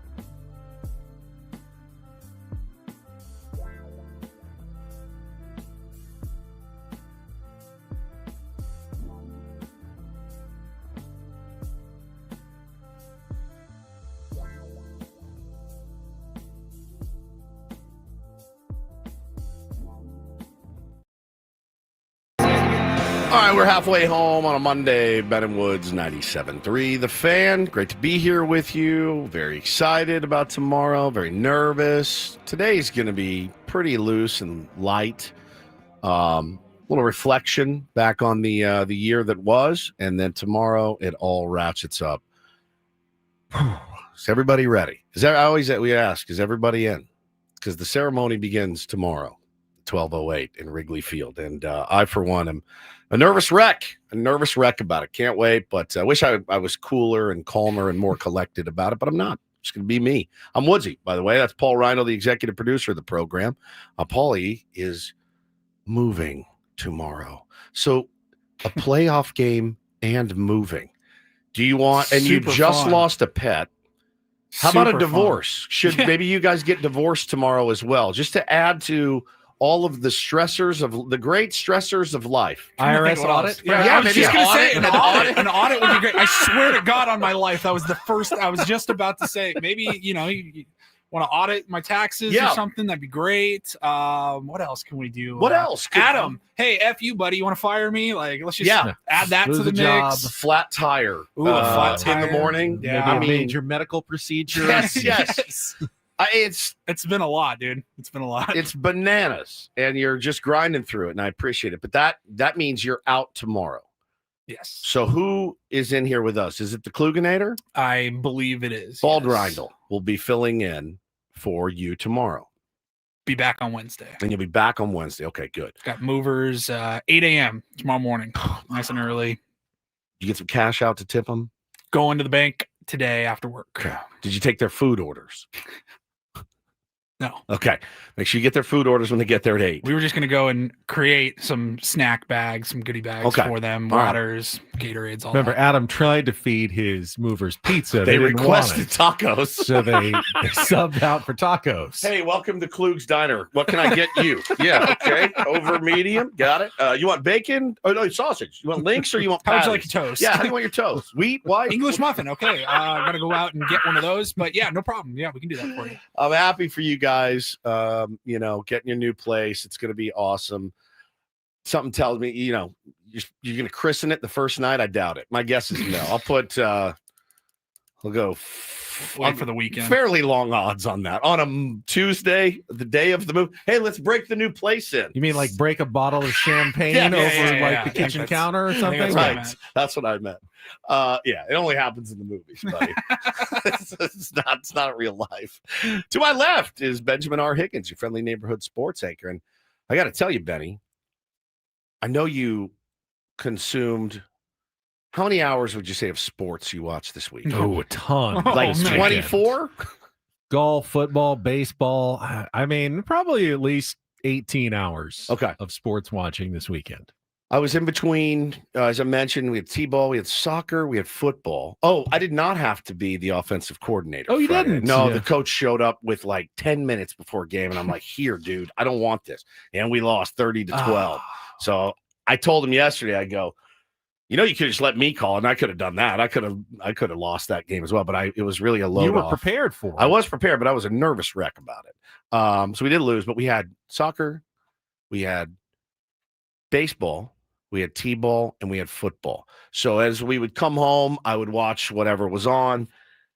The most entertaining, other than the Ryder Cup, I would say, the most entertaining sporting event I watched was Aussie Rules Football, their Super Bowl, as it were. There was a lot of good American a lot of rules good football college this football. weekend. I understand. Well. I wasn't home. You were watching Aussie Rules. Friday night was their was playing? Their I don't Super even know. Bowl. It was the Brisbane Lions against the Geelong Cats, and Brisbane won 122-75. Now, I'm not going to turn this into a. What was the score? 122-75. 122-75. It was like tied at halftime. If my memory serves, it was like 36-all at halftime. So the second half, I fell asleep in the second half. But what I was able to watch when I turned this on, because I was texting with my buddy Ozzy Tony, who you guys know, and he said, check this out. I just left the venue. I'm at a house party now. And he told me, I've got money on this, I got money on this guy. So I'm like, I'm going to watch it. So I put it on. It was on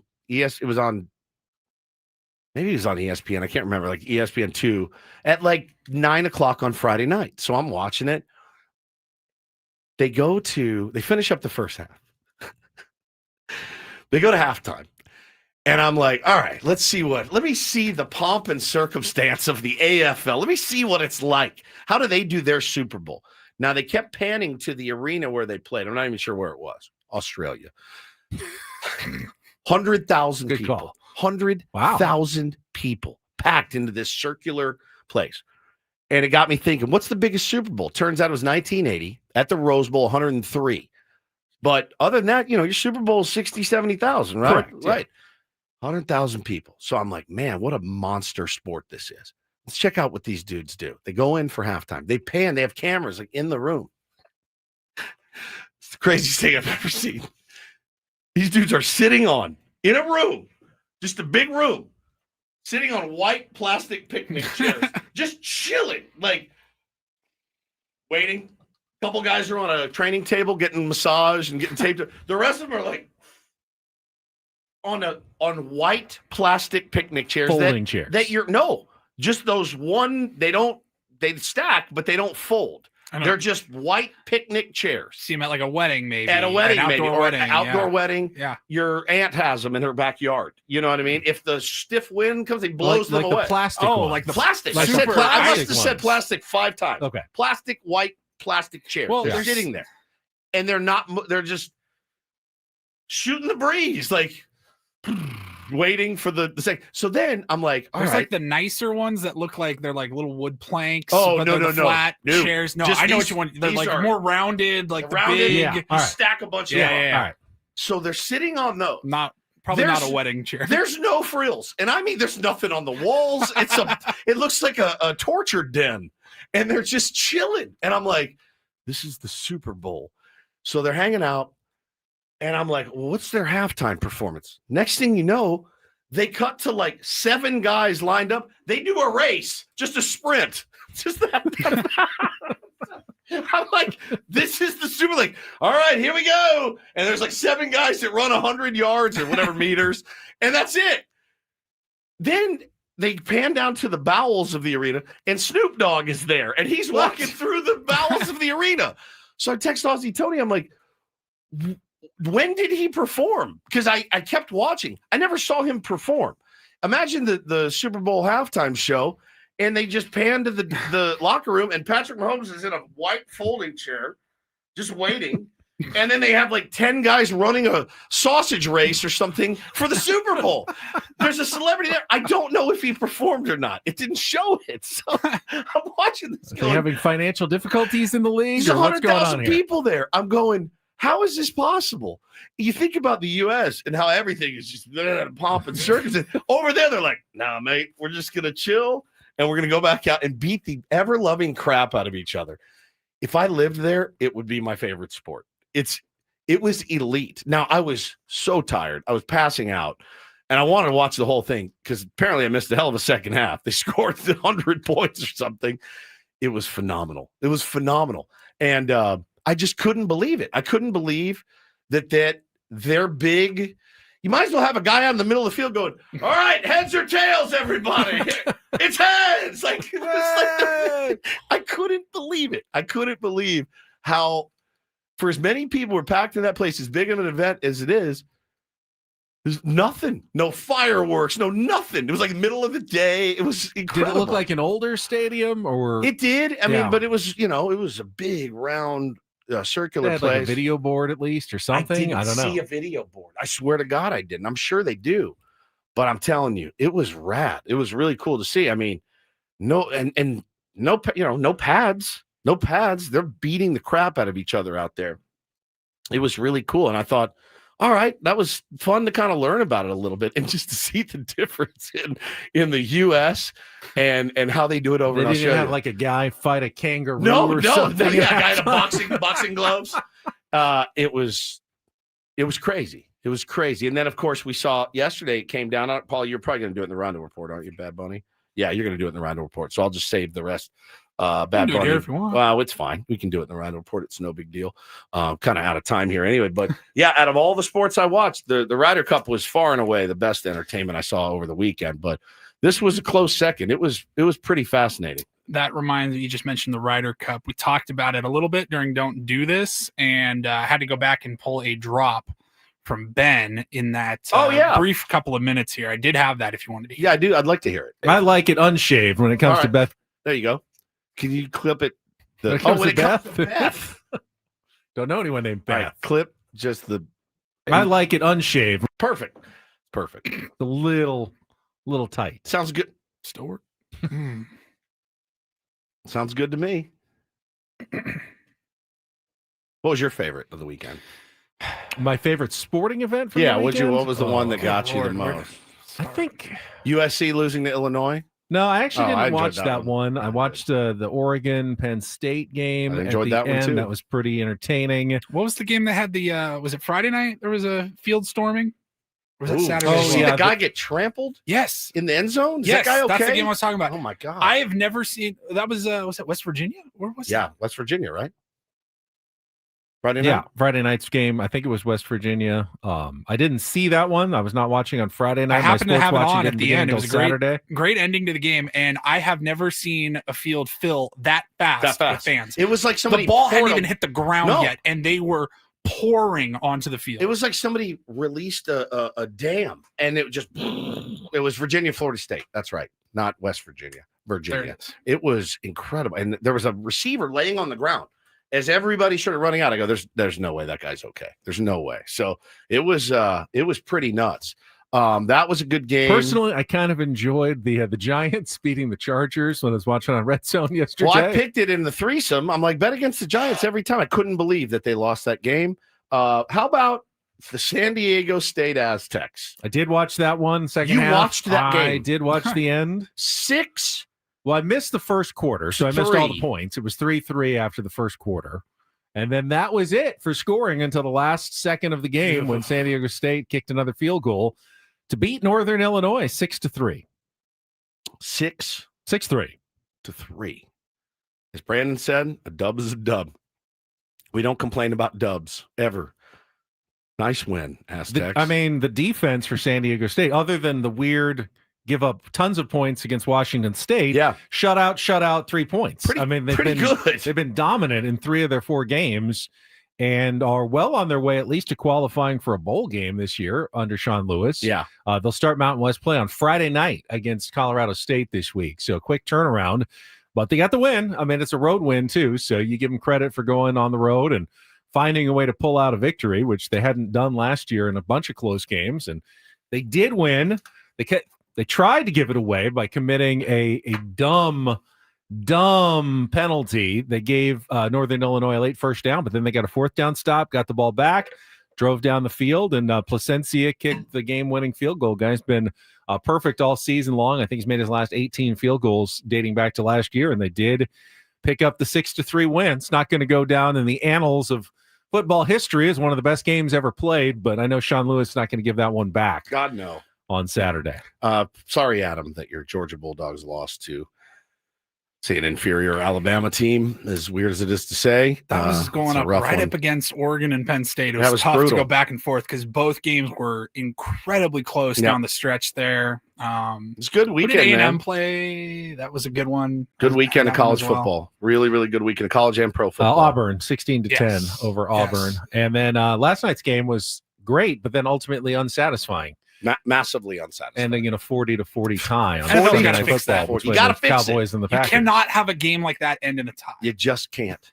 You just can't. I was watching the guys. They meet up on the field. They're all high-fiving each other, shaking hands and everything. And you're just like, is anybody there happy?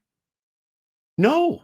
They're not mad because they didn't lose, but you're not happy. Everyone's happy. like, good game. We kind of wish we could have finished that one out. You are not. Oh well. You're not happy. College football remains goated. Overtime. As Melissa just said, I'll take a San Diego State Aztec score tomorrow at Wrigley Field. 6-3 Padres would be elite.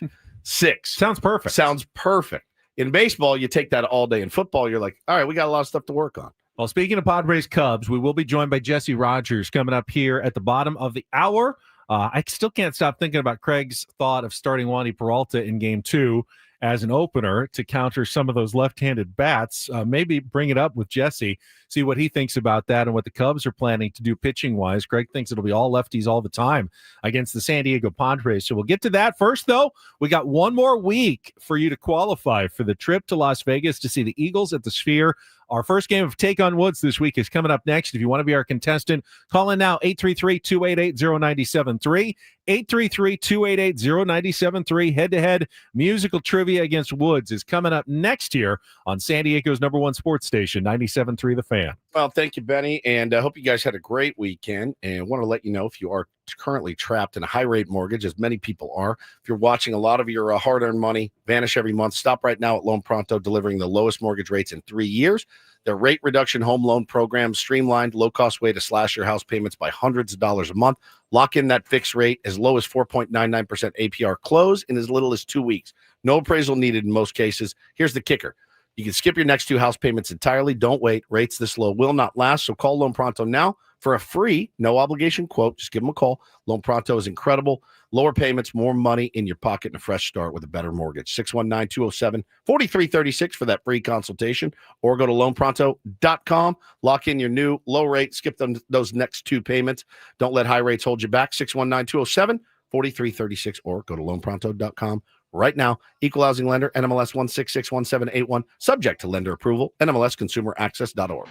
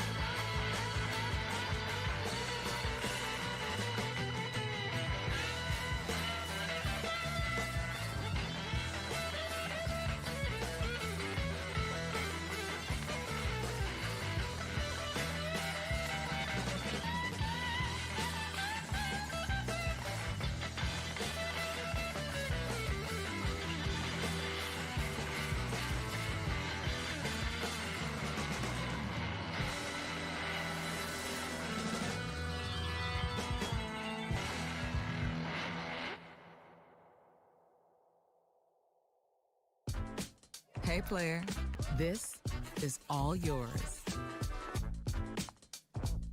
This room with this view. This speakeasy with this cocktail. Hey, could you make that too?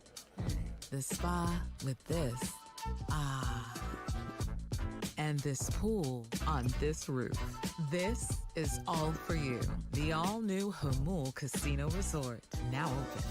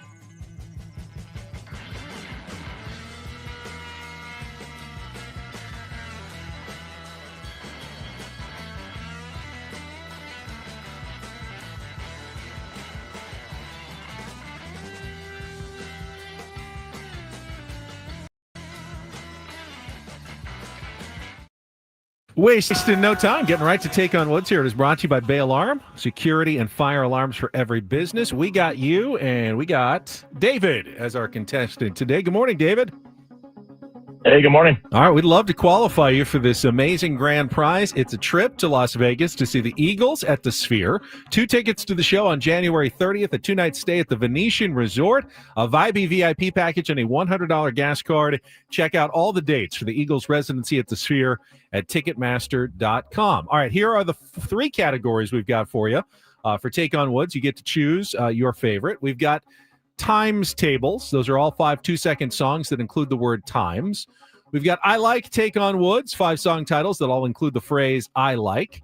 And our new category, Rain in the Forecast, 5 2-word song titles that end in the word rain.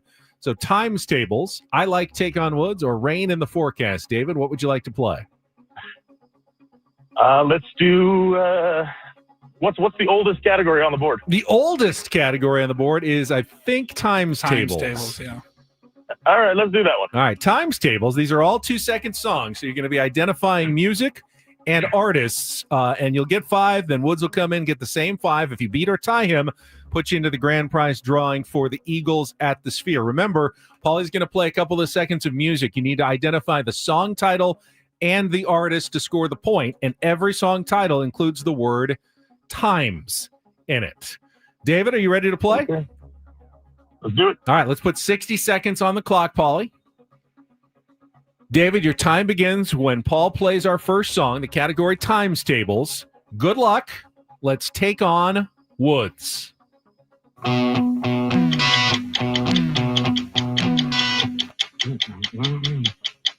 know that's the Cars. Yep. All right, song number 2. Come gather around, people. I have no idea, Pat. All right, song number 3. That's Good Times, Bad Times, Led Zeppelin. That is correct. Song number 4.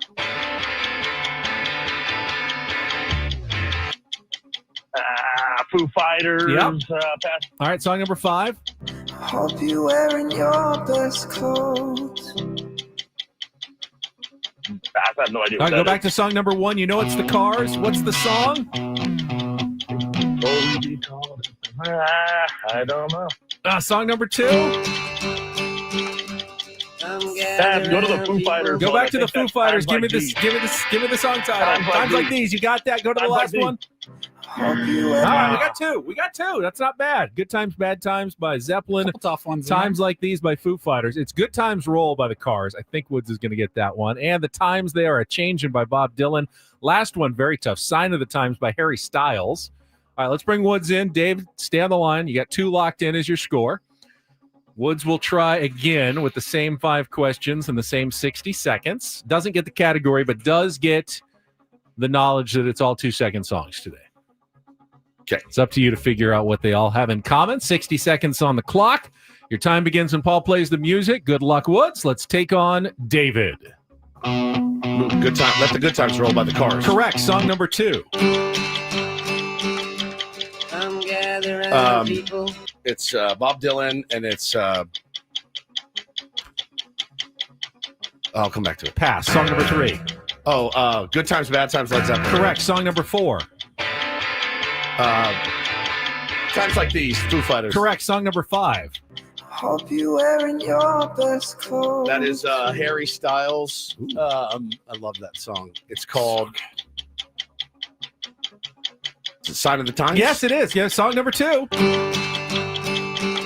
Blowing in the Wind by Bob Dylan. Look at all the other 4 have in common. Wait, Times. Oh, the Times They Are A-Changin'. Yes. Damn it. But you did win 4-2 on times tables. Well, sorry, I thought it was Roll, so I got Roll in my head, and then it went, and I was like, it was Times. I couldn't get it. Yeah. I couldn't get it out of my Good head. Times, Bad Times, Good Times, Roll, Times Like These, Sign of the Times, and the Times They Are A-Changin'. That's Harry Styles. Won't surprise you, didn't it? You did surprise me with some Harry Styles knowledge. That song kicks ass. I don't know if there's a way. You can't look at it any other way. It's really good. David, thank you for playing, but we will not add to the list of qualifiers for our grand prize. Today, we'll have another opportunity for you tomorrow, but we're going to take a time out because when we come back, Jesse Rogers, who is Mr. Chicago Baseball for ESPN, he's going to be all over this series. In fact, he's going to be on Didn't the even know he was broadcast going to be team. on it. He'll be on the ABC broadcast team for at least both of the first 2 games, probably all 3 of them. He will join us coming up next with news on the Cubs and more with Bennett Woods on San Diego's #1 sports station, 97.3 The Fan. Gambling problem? Call 1-800-GAMBLER. GEGE 000-466. For a full list of games and rules, play at 7 Mile Casino. Visit 7milecasino.com. Another quick reminder this morning that 7 Mile Casino is our place to play cards. And honestly, we've been to other card rooms. I have. It's not worth driving out 45, 50 minutes and then driving back when you could be playing all that time at San Diego's best and closest card room at 7 Mile Casino. You know, the older I get, I just like a more calm environment. I don't need a bunch of smoke blowing in my face and slot machines ringing in my ears. I just want to sit down, play some cards, have some food, and that's what 7 Mile Casino can offer, amongst many other things. They got all the best card games, Pai Gow, Texas Hold'em, Baccarat, and California style blackjack. It's good if you're just casual going with friends. You can hang out. They've got a full bar. They've got TVs everywhere. Just enjoy yourself. You can play the lower limit games. Or if you are a serious card player, they'll take care of you. They take high limit action for Texas Hold'em and California style blackjack. So it's kind of the perfect blending of both worlds. And that's why it's the best place to play cards in San Diego. Check it out for yourself, my friends. 7 Mile Casino, just 7 minutes from downtown.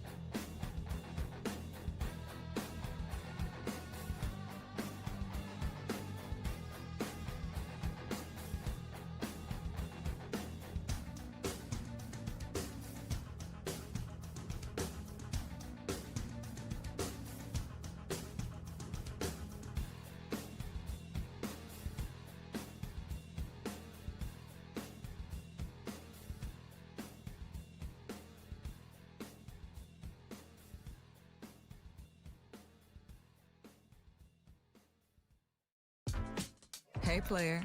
This is all yours. This room with this view. This speakeasy with this cocktail. Hey, could you make that too? This spa with this. Ah. And this pool on this roof. This is all for you. The all-new Hamul Casino Resort. Now open.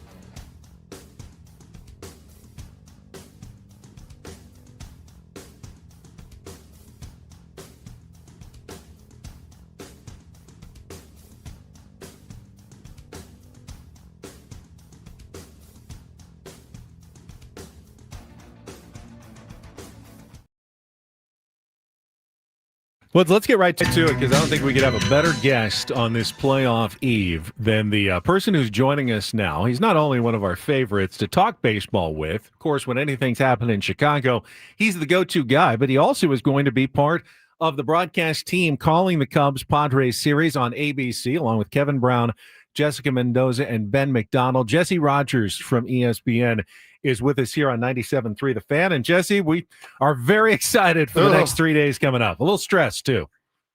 Yeah, I mean, Chicago's pretty excited as well. Wrigley Field's really going to be rocking. First playoff games there with fans since 2018. So that's quite a bit. The last World Series, not the last, the only World Series team they've had in 108 years sort of got broken up there in 2021. And it's been a slow kind of climb to get back to this point for the Cubs. So yeah, I think everyone's excited. Both fan bases should be in for a really good series.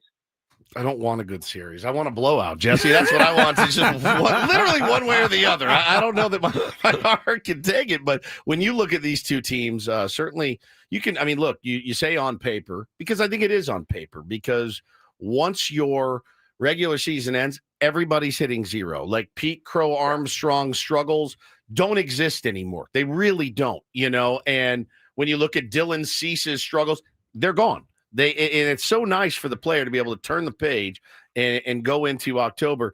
And you look at it on paper, what do you kind of make of this matchup? What do you like? What do you dislike about it?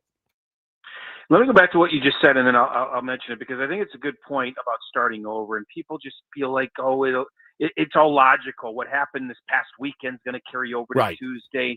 I brought this up to Craig Counsell just yesterday, and I didn't know if this analogy would work. I presented it to him, and he absolutely agreed with it. And what I said to him was, is the difference between the regular season and the postseason kind of the same as spring training to the regular season? And he said, yeah, that's it. You can be so hot in March and suck in April, and the opposite can be true as well. The same thing here. I mean, everyone wants to be hot in the final week because they feel like it'll carry over. Like emotionally, you feel like it'll carry over, but who knows? You could have used up all your hits last week and sort of be struggling come tomorrow. So you just don't know, and that's part of the beauty of the sport, and also the postseason where every pitch matters, and it really is starting over 0-0 for everybody. ERAs, batting averages, everything. So don't pretend like you can predict who's going to be hot the next 2 to 3 days. It's impossible, and that's the beauty of it all. But I view this match. I mean, there's a reason Vegas puts the Cubs as a slight favorite. I think that's the right call. They're at home. Yep. The Padres have been under 500 on the road in the regular season, but as I was just saying, you can kind of throw that out. I think both lineups have moments where they can be pitched to. And I think the Laureano injury is a big one because the Cubs are going to be starting through lefties in Game 1 and Game 2. And Matthew Boyd especially is tough against lefties. Shota Imanaga is a little bit more even splits. So I wonder if the Padres can muster up enough offensively to do some damage in these first 2 games where they've been inconsistent offensively and they don't have the extra right-handed bat in Laureano. So that's one storyline for me. Can the Padres be a little bit more consistent on offense against 2 lefties? I do think the Cubs need to get a lead. I don't think they're going to be able to sort of come from behind because of that Padres bullpen. I do think the early innings will be very important. Shota Imanaga gives up runs early. If the Padres get a lead in Game 2, that could be trouble for the Cubs. And I think the Padres bullpen is a little bit better than the Cubs. Brad Keller is their weapon in the back end for Chicago. And if they can get it to him, he's kind of lights out. But I do think early innings will be important in this series. And if the Padres can get to the lefties early, that could be the difference as well. I think the Cubs lineup 1 through 9, because Laureano's out, is better, has more speed, can win in different ways. And so if they start turning over that lineup and getting on the base paths and using their speed, that could be the difference there. So that's kind of my short version of it as I study this thing. And we haven't heard anything official, but you're hearing Boyd, then Imanaga, and then maybe Tyone in Game 3, or how do you think are they going to lay it out here? Yeah, definitely Boyd and then Imanaga. Game 3, probably Tyone, but it's such an all hands on deck. It's almost like a bulk opener in my opinion in Game 3, whether it's Tyone or the wild card would be Colin Ray. I mean, I think the Padres have as many, how are they going to deploy everybody after Pivetta, to be honest? Yeah. So I think those are some good question marks as we move this thing along. But a lot of guys like to say after Game 1, it's kind of like, where are we? Are we in elimination in a negative way? So do we have to really go all hands on deck for Games 2 and 3? I think you still have to save someone back for Game 3. Like you can't use everybody in Game 2. So these are things I think we'll find out about in the next 24 hours, if not in the next few hours, as both teams show up for workouts. Talking to our pal Jesse Rogers here on Ben and Woods this morning. And, I not having watched a ton of Cubs baseball this year, how creative of a manager is Craig Counsell? We know Mike Schilt very well. We talk to him every other week. We've watched him win 90 games since he's been here. We know kind of what he's about. Now, he does have the ability to surprise us every now and then.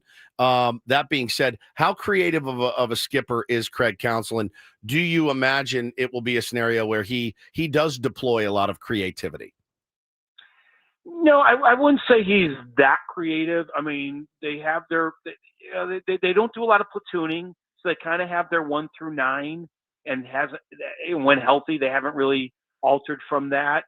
He's moved around some of the lineup in terms of who's the leadoff man, and right now it's Michael Busch, who really did finish the season hot.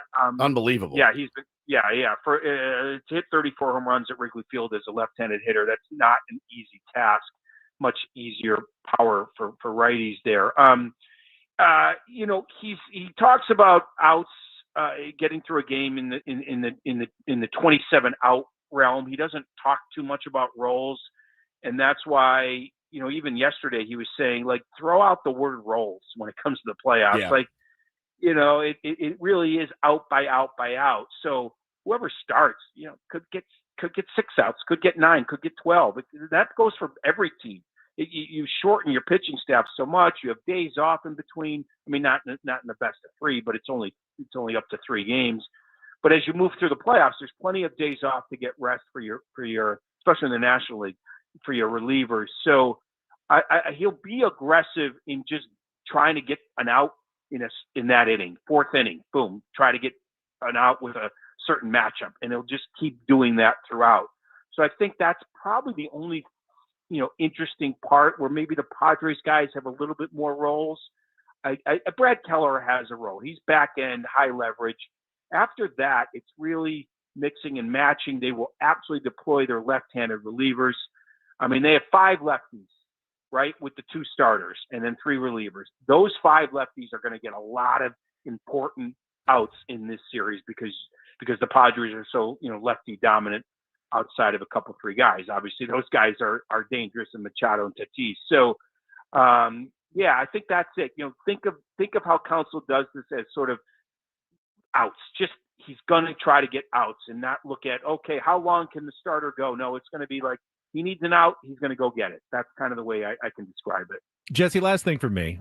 They say pitching and defense wins in the playoffs, except when it doesn't. And bullpen wins in the playoffs, except when it doesn't. Yeah. The one thing that, I'm kind of pinpointing here for the Padres, how much do you think playoff experience matters? I mean, the Cubs have some. Kyle Tucker, obviously, a couple of guys. But Padres, both good and bad. They've had a lot of guys who have had experienced October at-bats and big series over the last few years. Does that perhaps give them a bit of an edge here?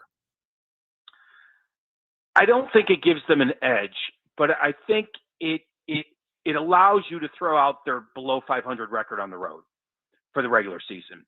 I think in my opinion, this is why we didn't have a couple 100-win teams, because the ones that could have won 100 have been going to the postseason year in and year out. And I just feel like even if they didn't do it on purpose, the Phillies, the Dodgers, maybe even the Padres, not so much the Padres, but the Phillies and Dodgers, held something back. They did. You know what I mean? Like, yeah, they didn't have to go full throttle the whole way, and maybe that includes the Padres. I don't know. It does. It does. We think they were a little throttled back the last month and a half or so. I think that's where it matters. Like, that's where you could throw out anybody that was struggling below 500 on the road because they've been there and done that before. But I don't really think it gives them an edge, because there is Dansby. It was a whole bunch of young players that had never been there before. But look, Justin Turner's a coach in uniform. He's helped this team a lot. Dansby Swanson's a world champion. Boyd just pitched in the playoffs last year. Kyle, there's enough. Now, sure, PCA and Matt Shaw, every team has a couple of rookies that haven't been there.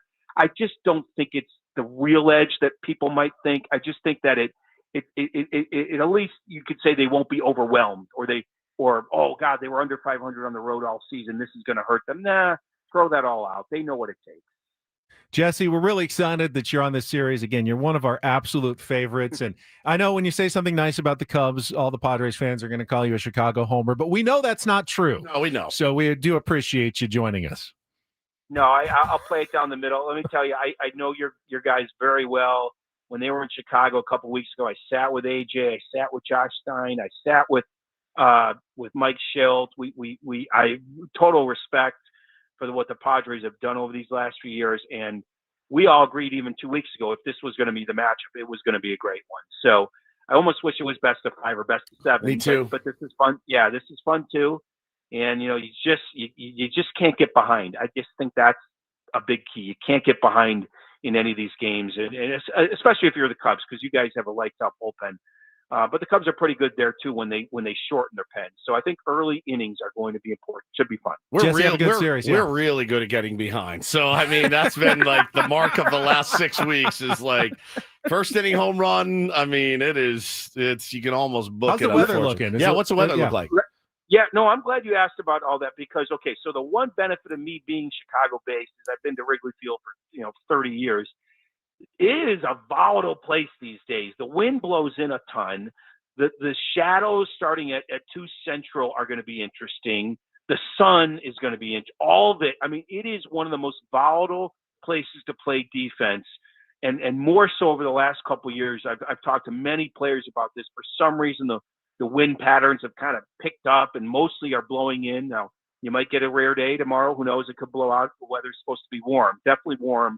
But I in terms of a 2 o'clock start Central Time, wind, shadow, sun, kind of weird. It's an in-between start time. So I would imagine today is going to be very important for the Padres out on the field at a similar time as the game will be tomorrow. So all of that, keep an eye on that tomorrow. It's been wild, even for the home team defensively all season long. Yeah, I don't envy hitting at about 4:30 against Mason Miller and those sliders in the afternoon right. in the 8th inning. That's not a good one. Jesse, thank you so much. All right, guys, take care.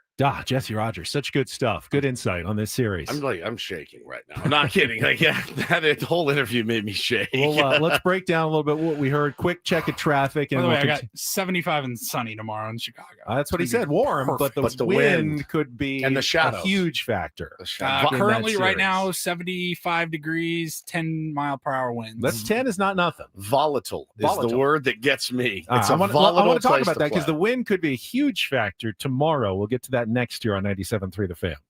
From the 855 Get Ross Traffic Center, protecting San Diego after accidents or injury, here's Kelly Danick. Traffic is brought to you by AleSmith Brewing Company. $6, $3.94 pints, big screens, cold beer, and playoff baseball.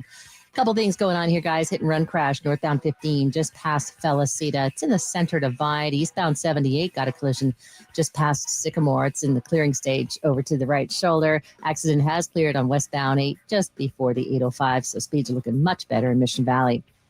October baseball is here. Catch every pitch at AleSmith Brewing Company. Enjoy $6 pints of our legendary $3.94 Pale Ale. Cheer on the brown and gold with big screens, cold beer, and the best fans in town. Located off Miramar Road, AleSmith Brewing. There's no better place to watch the playoffs.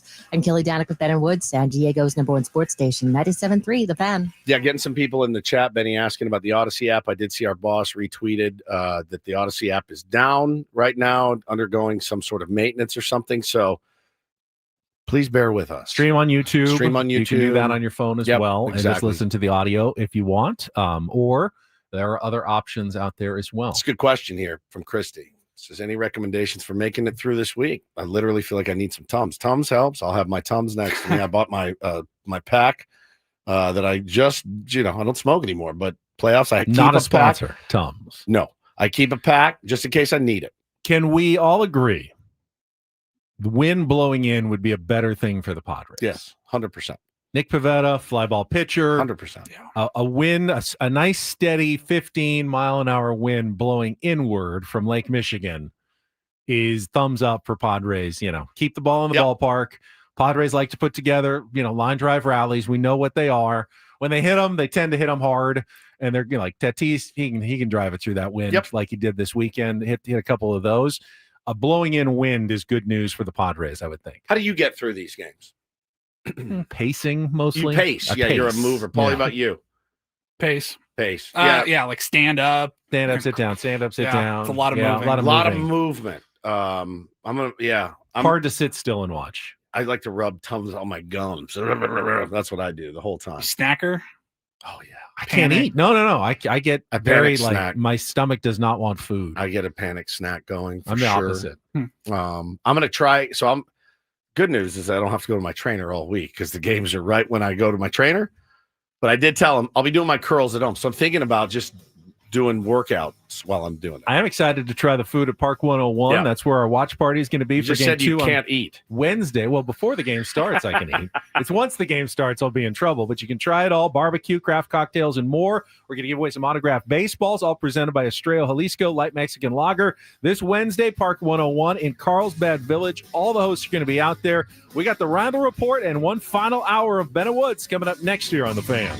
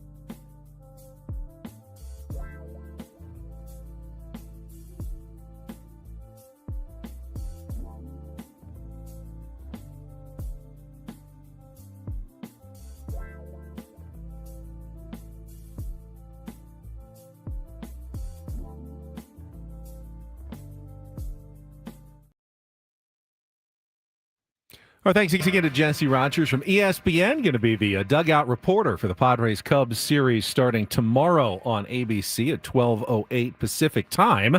And he said it'll be Matthew Boyd in game 1, he believes, and then Shota Imanaga in game 2. Both lefties. Padres are going to face a lot of left-handed pitching. Also mentioned the red-hot Michael Busch has been leading off for the Cubs.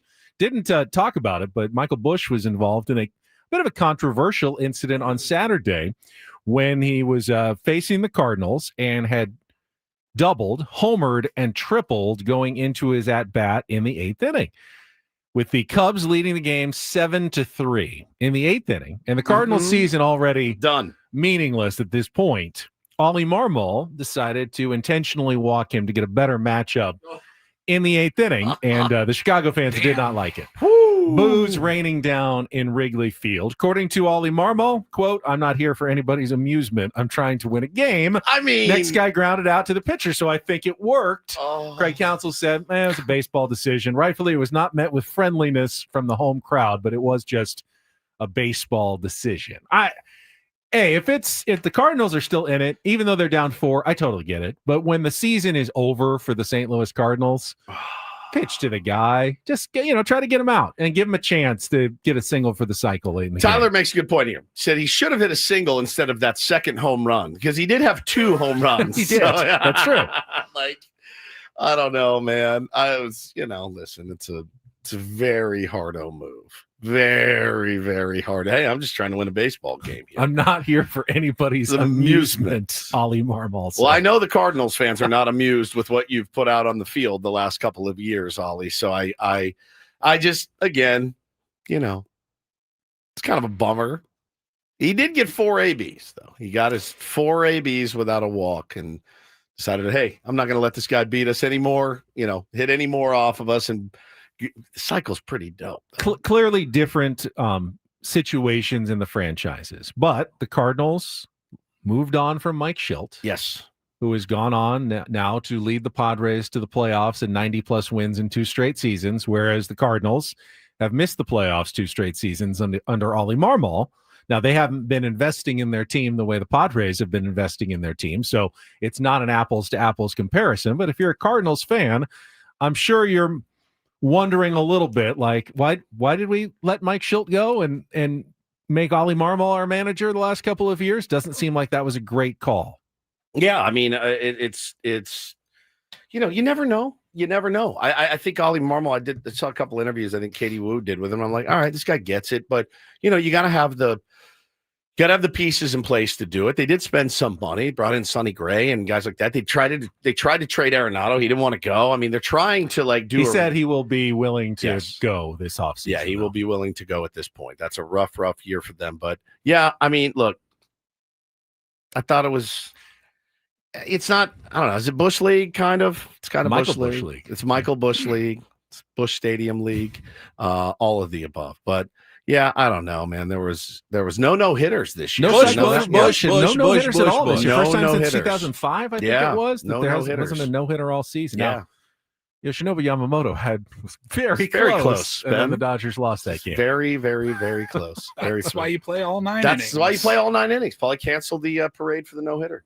Exactly. All right, Paulie's got some headlines for us. It is time for the Roundel Report. And get things started here with our today's edition of the Roundel Report. Now tuned into the greatest. Welcome to the Ryndel Report with Paul Ryndel. Hi, Paul. All right. 2 stories from the world of sports that we haven't gotten to yet. We'll start off in Major League Baseball. And 1 story that you didn't know you needed. Are you laughing, biatch? It's the Ryndel Report. Hey, Paul, how you doing? Okay, how are you? On 97.3 The Fan. Are you ready to bless the mood? I need some help, please. That was good. Can I get a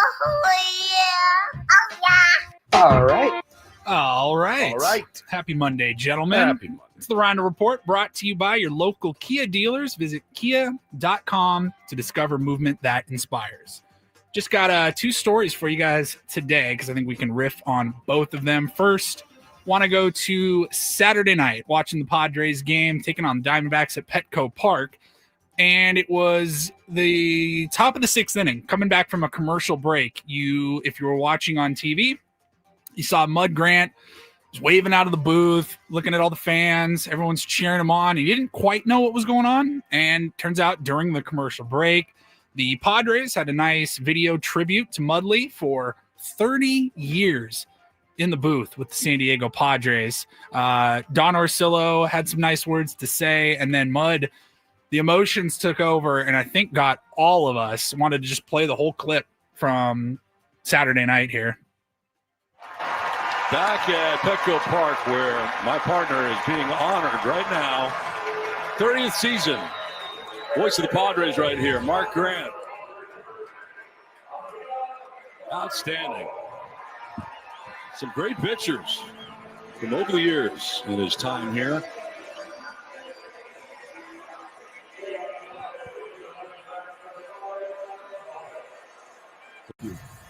I'm very lucky, very fortunate sitting next to you, Don. I didn't expect that. Thank you. Thanks to everyone.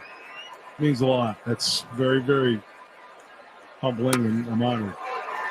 I love the Padres. I wore the uniform. I apologize. I love the brown and gold. I love those guys in the dugout. I love the guys in the clubhouse. I love you, Don. I love the Padre organization from top to bottom. It's part of my life. It's most of my life. So thank you.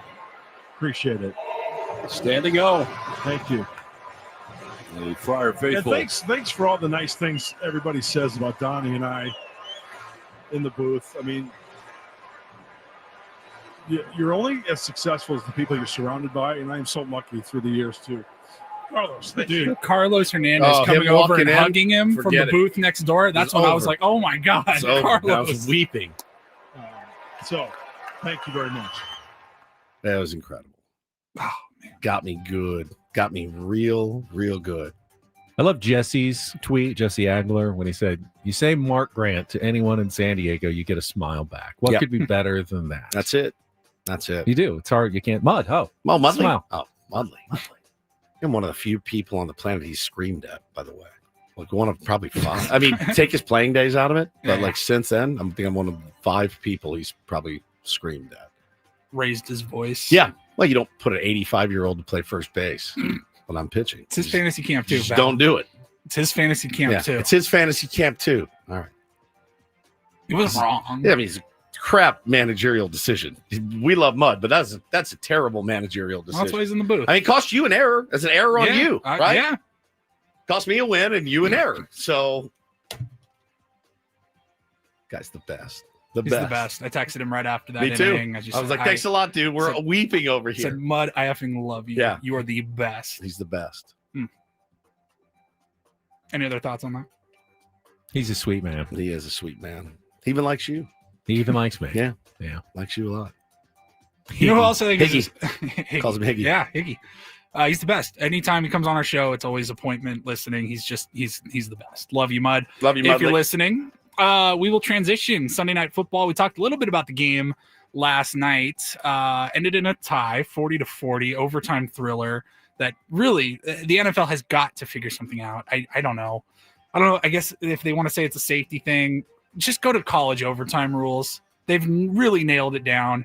Was anybody mad if that game kept going a little bit longer last night until a winner was decided? But we'll focus here on the halftime announcement that came during Sunday Night Football last night. Now, is this an NBC Super Bowl? Is that why they did it at halftime? Probably. Yeah. NBC Sunday Night Football. They kind of teased it throughout the first half that there would be a halftime announcement for the Super Bowl made at halftime last night. And sure enough, coming back from a commercial break, you saw Bad Bunny sitting on the goalposts, and you heard some of his music, and then the date just popped up. Super Bowl, whatever that is, 60? Super Bowl 60. 60. XLX. XLX. No, just LX. San Francisco just or Bay Area. Area. On NBC. Just LX? Just LX. 50 plus 10. Okay. LX. LX. All right. Personally, I was not expecting Bad Bunny. Well, there was a ridiculous amount of hype for Taylor Swift and even like some clues that had been dropped. Reporting is that she was in talks for the Super Bowl wanted to get paid for it. They don't Really? pay. The Super Bowl doesn't pay. You actually end up paying a lot of money as an artist. That's true. That's And right. she They goes, don't pay. I mean, I don't know. I guess you could look at it two ways. With Taylor Swift in mind, like, hey, you're the biggest. You don't need an extra. Yeah, what do you need an extra 300 grand for or whatever? Credit to her for knowing her value and being like, no, I'm not doing that for free. Are you kidding me? Yeah, don't give it away. Metallica was thrown in there. Miley Cyrus's name was thrown out there, and Bad Adele. Bunny. Adele. Yeah, Remember we talked the about Adele like a week. Adele about a week rumor. ago. But it goes to Bad Bunny. I think it's a slam dunk. I think that is a great choice. I've really enjoyed listening to Bad Bunny over the last year. I don't know a lot of the words, right? But you get the vibe. I watched him perform, I think on SNL it was last year. He was the musical guest. He's also really funny. He was in Happy Gilmore too. He's pretty funny in that. Yeah. He seems like a good dude. And I started listening to his music a little more and I'll go, I don't really know, but I get the vibe of what he's talking about here. It's fun. He's a global icon right now. I think the NFL nailed it. You want to get the biggest that you can get. The biggest and the best, that you can get. And I think, as far as, again, like Paulie said, I don't know. All I know is there's probably about 9 Padres that are elated that Bad Bunny is going to be performing. It's good enough for me. I haven't enjoyed one since Prince, really. I mean, I not enjoyed him. I thought that they've done a good job, but none of them were my favorite artists of all time. I enjoyed The Weeknd. I did too, very much. Yeah. I thought it was great. That Who was last That year? was 4 years ago or 5 Who was years last ago. year? Pandemic. Kendrick was this last year. Kendrick was good, and I'm not a Rihanna was before that.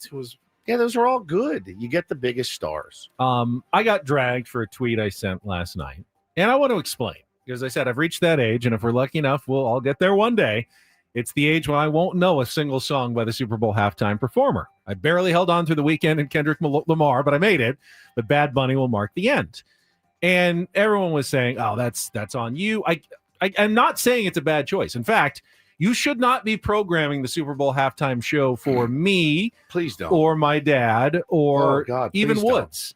You should be bringing in acts like Bad Bunny that are going to activate and excite a younger generation. I'm watching the Super Bowl no matter what. I don't need a halftime show to watch the Super Bowl. 100%. But if you draw in another couple million people because they want to see Bad Bunny, but they weren't sure about the game, but they will definitely be there for Bad Bunny, that's a great call. And I don't even dislike Bad Bunny's music. I don't know any of the songs because I always listen for the lyrics, and I can't hear. I don't understand the lyrics. Right. So I can't really totally ever get into it. So I don't know any of his songs specifically. How'd you like to read some of his lyrics translated in a little bit? Translated? Yeah, we'll translate Not it for in you. Spanish? Correct. Are they okay to read on the air? Absolutely. I don't Okay. know, actually. Yeah. It's the vibe. I mean, if they're okay to read at a Super Bowl halftime show, they must be okay to read on a radio station, right? Yeah. Because they're going to be. We know that networks have gotten in trouble. Janet Jackson, if they get too risque during the Super Bowl halftime show. So Bad Bunny must be one of the cleaner artists around, I would think. Well, it's interesting that you say that. So we will maybe at 9:30. I'll translate some. Ben for you. reads Bad Bunny. I'm not saying I haven't heard of Bad Bunny. No, I know. We know you know. I certainly know who Bad Bunny is.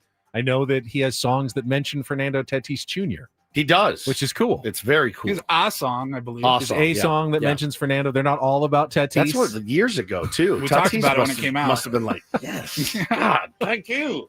Little shout out, from Bad Bunny. Now he's huge, man, and I'm interested to see it because I'm interested in watching all of them. Clay in the chat says Bad Benny. Bad Benny. Yes, it's our new segment. Yes.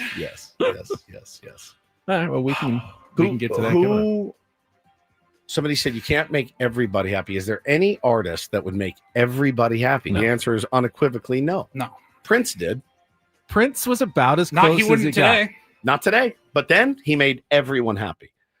I mean, I remember when Springsteen came out, I was like, oh no, dude, I don't want to see. And I'm a rock and roll guy. I would like to see them mix it up a little bit with, I'd love to see a Not band. Too many people were mad about Rihanna.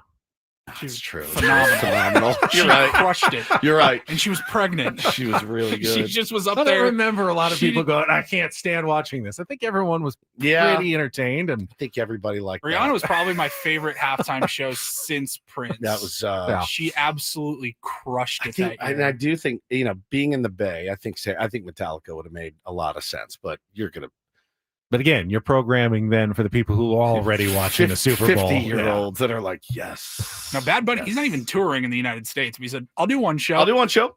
It's got to be the Super Bowl, but cool. I'll do it." Yeah, pretty cool. It'll be great. One thing I do know, it'll be great. Like the production, the and everything will be pageantry, it's going to look unreal. I cannot wait. They made a great choice. I think. As much as I would have liked the brothers Gallagher to play the Super Bowl, I don't know that it makes a lot of sense. A worldwide phenomenal tour. I Ben get just it. wanted Christopher Cross. Yeah. If they programmed you, it'd be Hall and Oates getting back I saw together. someone suggest Sammy Hagar, which Sammy Hagar. People would be like, "What is happening?"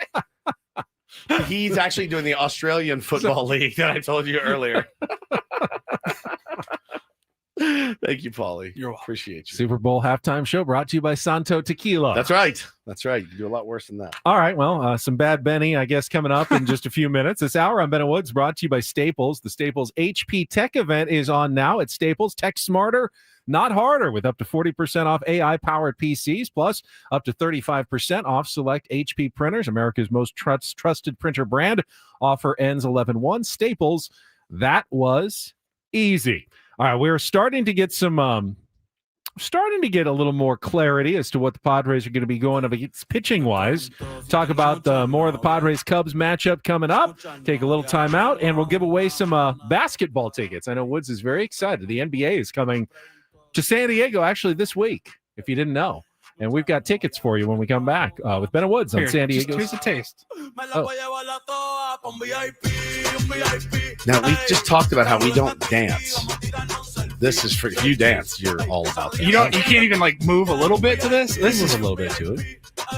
Makes me want to move a little sexier. Yeah. He's gonna crush it. Ben in the chat says, "Does Ben know Bad Bunny's name is Benito?" I did Benito, not know that. I did not know that. Agreed. All right, that is all coming up with Ben and Woods, San Diego's #1 sports station, 97.3 The Fan. First, though, whether you're watching football, baseball playoffs, or even basketball season coming up right around the corner, Prize Picks is your way to make real money off your sports watching. Yeah, it's great to be right with Prize Picks, where you're setting daily fantasy sports lineups between 2 and 6 players and winning real money by doing so. Over this weekend, set a couple of lineups, watching pro football games. You can put your favorites in, like Saquon Barkley or Josh Allen. You're just picking more or less passing yards, touchdown passes, rushing touchdowns, rushing yards. It's all there. In baseball, oh, it's great. It's 1.5 hits or 1.5 runs plus RBIs plus hits in a game for some of your favorite stars like Manny Machado, Fernando Tatis Jr. PrizePicks is the official daily fantasy sports partner of the San Diego Padres. To get started, all you have to do is download the app. And when you do, at prizepicks.com, use the code KWFN. You're going to get $50 in lineups. When you play your first $5 lineup, that's code KWFN. Get $50 in lineups when you play your first $5 lineup. You can go with the power plays, which is try to get them all right for the big payouts, or the flex plays, where 4 of 5 or 5 of 6 pays. Easier to win. Get some more of your money back that way. There's lots of different options with Prize Picks. Check it out today at Prize Picks, where it is good to be right. Must be present in certain states. Visit prizepicks.com for detail.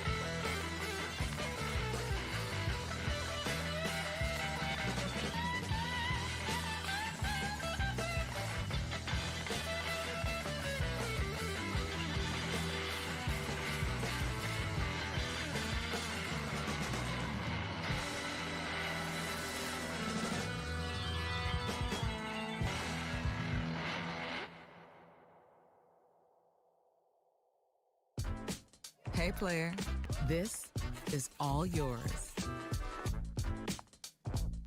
This room with this view. This speakeasy with this cocktail. Hey, could you make that too? The spa with this. Ah. And this pool on this roof. This is all for you. The all-new Hamul Casino Resort, now open.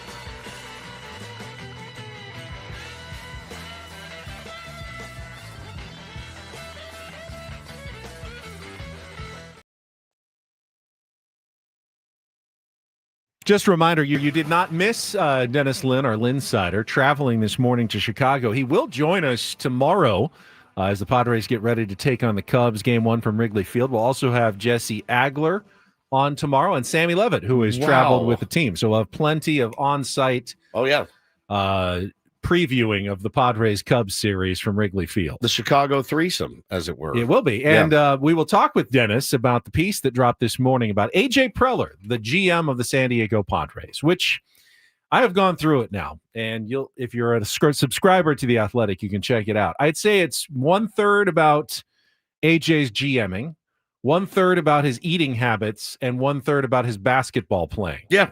It's kind of how it breaks down. It's fair. He's an interesting cat. Maybe the most interesting cat in baseball. Maybe. Right? Yes. I'm fascinated. Certainly the most interesting GM. No question. I knew a lot of this. I know a lot about the basketball. As my brother on his team is on one of his dozens of pickup teams that he apparently treats as seriously as his basketball GMing. I mean, he scouts as baseball GM. He scouts. He has pickup teams in cities across the country when the Padres are traveling. He will put them together in advance. He will text people at 1 a.m. and go, we're playing at 6 a.m. Meet me here. This is where we're playing. He travels with basketballs. He does all of this. And then what I didn't know were some of his eating habits, though, which includes everything doused in either barbecue sauce or ketchup, apparently. Come on, AJ. Morning, guys. Morning, AJ. What's your problem? Chicken fingers. Chicken fingers. Doused in barbecue sauce or tendies ketchup. and barbecues. Bo and Taylor are like, hell yeah, sounds good. They're like, that's my jam. That's my jam, bro. Oh. The ketchup on steak is the one that gets me. Ketchup on steak. That's the one.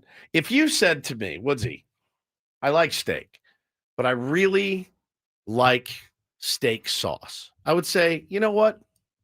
You go to the nicer steakhouses, you don't need a sauce, but I'll eat a little béarnaise on one of mine, right? I'll dip. I don't slather it on. Poivre, a little pepper sauce. A little pepper sauce, Yeah, not right? bad. Maybe a little reduction, some sort of peppercorn reduction. Fine. Even down and dirty A1 has a If little you go umami with in it. A1, I have no. If you said, Woodsy, I know we're at Bob's right now. I brought in a little thing of A1. I'd go. I totally get it. A1. Just a little taste. It's got some umami in it. It's fine. What is umami? That's like that deep flavor that you get from, Tangy? Yeah, it's beyond tangy. It's like the sixth taste that you just Umami yeah, is- umami. It's the sixth. Yeah, taste? it's like a richness that comes through. Like it's not sweet, it's not sour. It's just tangy umami. though. Yeah. A1's very tangy. Japanese do it really well. There's some tangy in it, but ketchup has nothing other than really Ketchup sweetness. is that's Yeah, the it's problem. just- If I was with him, I'd be like, I would. That's would embarrass me. But again, you also go let people eat what they want to eat. If it tastes good to him, then so be it. But it is one of those things that you look at and you go, come on, be better. This is you don't need it here. That's what the whole point is. You're you at don't. Roost Chris and he gets out a bottle of Heinz. Yeah, and starts you're pouring like it you on don't there. need it here. You don't have Also to have says it. McDonald's and Panera are on heavy rotation, and so was the local Denny's in Encinitas before it closed. I'm telling you, Hannah and I used to go to that Denny's all the time, and when it closed, it was devastating. And I know he was devastated. It was right up the road from where he lives. Oh, and Oreos at odd hours, and his drink of choice is chocolate milk. How am I 50 years old? 50. And the thought of dunking an Oreo into milk makes me retch. My kids do it. It makes me retch. Really? I can't stand it. I don't like milk. So I don't like plain white milk. So the thought of dunking it and making it soft with milk flavor makes me You sick. never, like, not a big cereal guy? I eat cereal, but I use it for the liquid. And then I bleed off the milk and eat the I have a wet glass cereal. of milk almost every night. No one on the planet is surprised. I know. Literally no one. There's But not one the human reasoning being. for it. I think you need to know, because usually what I'll have for dessert is I'll just have like a little piece or two of chocolate, like a chocolate caramel. Yes. Like Ben's got like the nightcap. that'll be my and- dessert. Nightcap with a glass of milk. Or I could even have a couple Oreos. I like Oreos, but the milk, Oh man. I love the relief from the sweetness that it gives. I like the sweet, but I don't want the sweet to linger in my mouth. What about water? And no, water doesn't work. The milk erases the sweetness, and that's better than actually the dessert. Is the then relief from the sweetness you get from the 1% milk that I like. So I know that it's like people are like, Woods, you never heard? Of course I've heard of Oreos and milk. Of course I have. Of course I have. It repulses me. Then you read what he does, and I went, oh, chocolate. How have I never never thought of this? You're just doubling up then on the chocolate. Yeah. You like Because that? here's the thing. I'm such an idiot, and I get it. If you poured me a glass of white milk and said, you have to drink this, I swear to God, I would throw up. Bo drank a glass of milk the other day. I had to walk out of the kitchen. Just white. I go, I got to go. Hannah goes, You really? would not I go, like my house. I go, I I buy it at got to walk Costco. out. I drink enough milk, I I get it at can't Costco. watch this person I love drinking this milk. I had to walk out of the room. It makes me wretched. My dad used to force me to drink glasses of milk. Force me. You need the calcium. I'm like, it makes me so sick.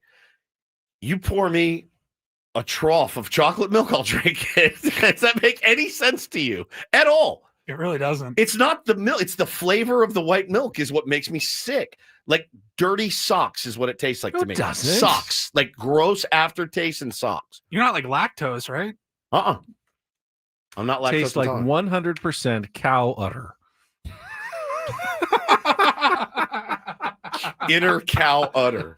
So again, after like I'll have a chocolate milk after a workout sometimes. It's good. You know, I love chocolate milk. I don't drink it a ton. I don't have a glass of chocolate milk every day, but I'll have maybe one a month. It's the original protein drink. Yeah, it really is. It's And the so protein smoothie. Chocolate milk's the original protein smoothie. but when I see I swear to God, if Hannah sat down on our first date and ordered a glass of milk, I would have gotten up and walked out. as beautiful as she was and is, I would have walked out of the I'm restaurant. very particular. It's got to be 1%. It's got to be ice cold. But if it is, I love my milk. It is.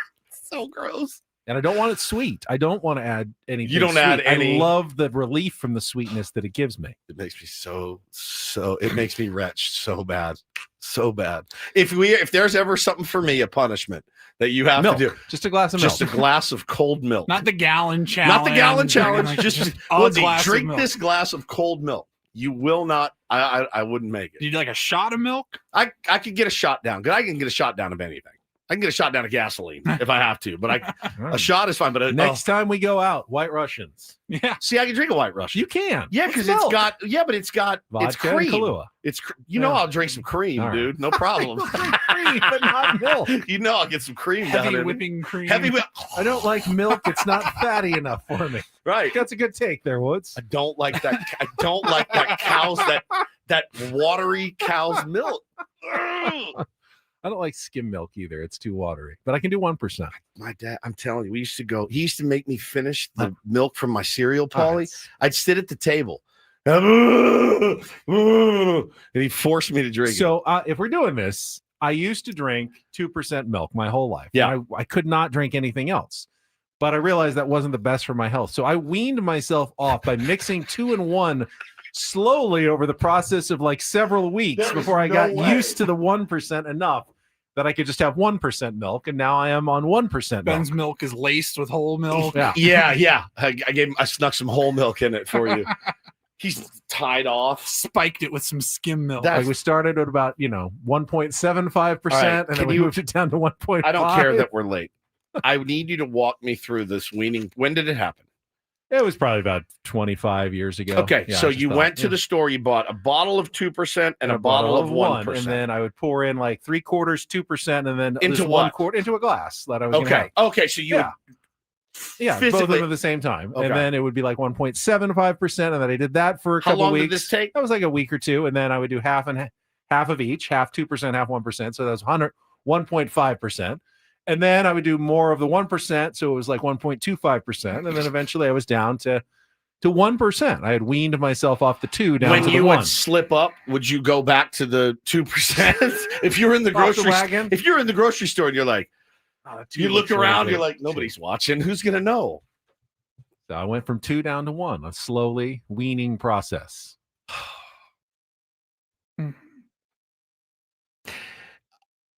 I've had to overcome a lot of things in my life, Paulie. A lot, bad habits, this and that and the other. This dude over here literally had to just let this sink in. Speechless. Let this sink my in. addiction to 2% milk, I was able to conquer. Let this sink in. This dude had to wean himself off of 2% milk.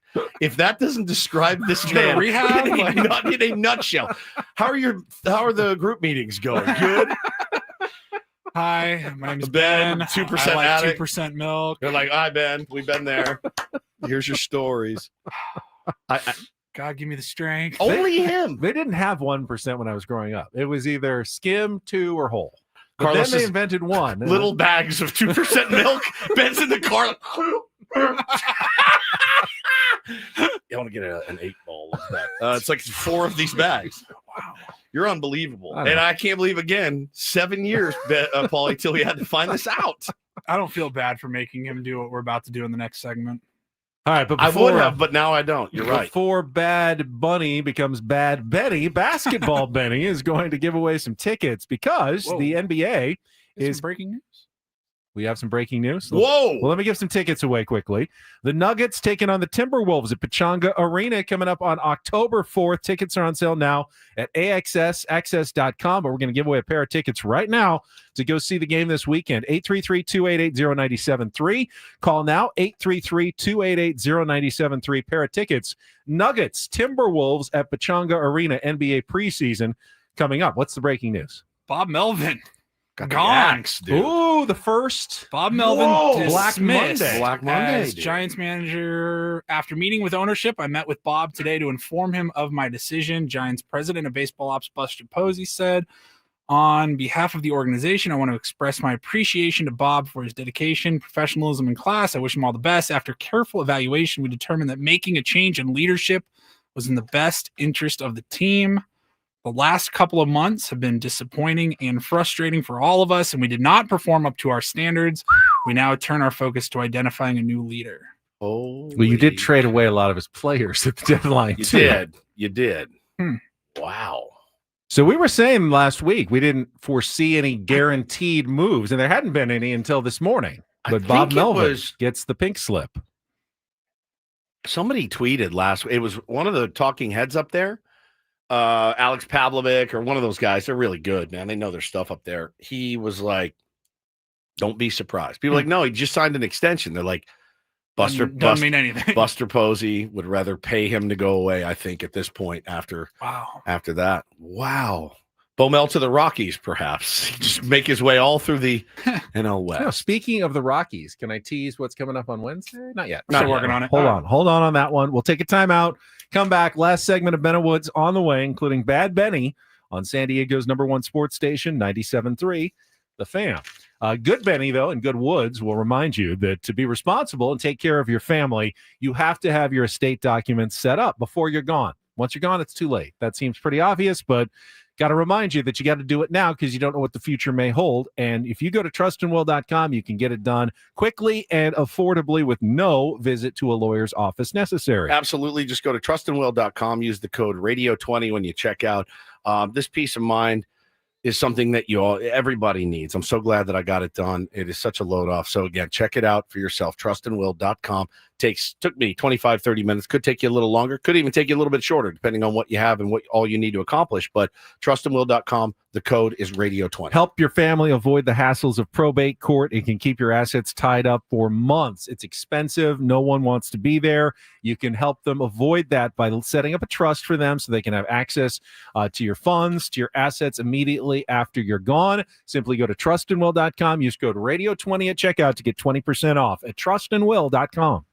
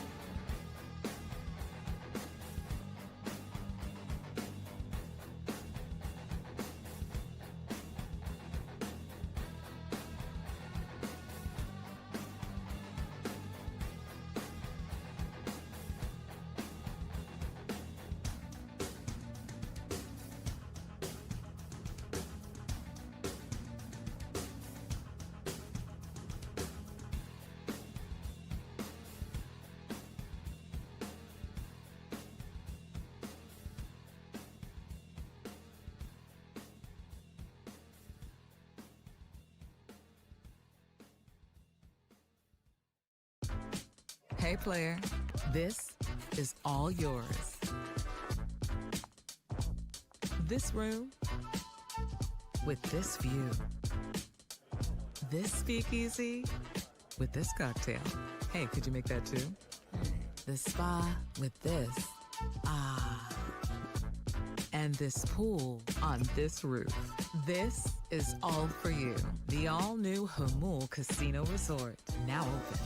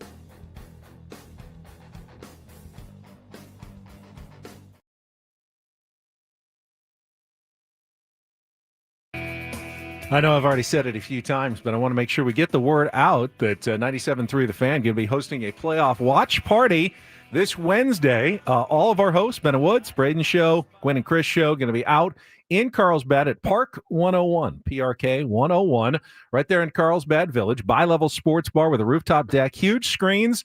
North County's best barbecue, craft cocktails will be giving away autographed baseballs, all presented by Estrella Jalisco Light Mexican Lager.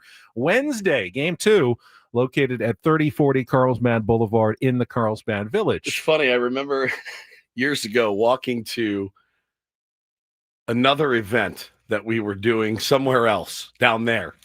And I parked and I walked by Park 101 and I go, why aren't we doing it here? I'll never forget. You may remember which one it was, but I went, I do. You know which one? I do. It had a TV the size of this monitor for a huge game. And I remember huddling around said TV going, I just passed a place that looked like it was off the chain, like crazy big TVs. People were having the time of their lives.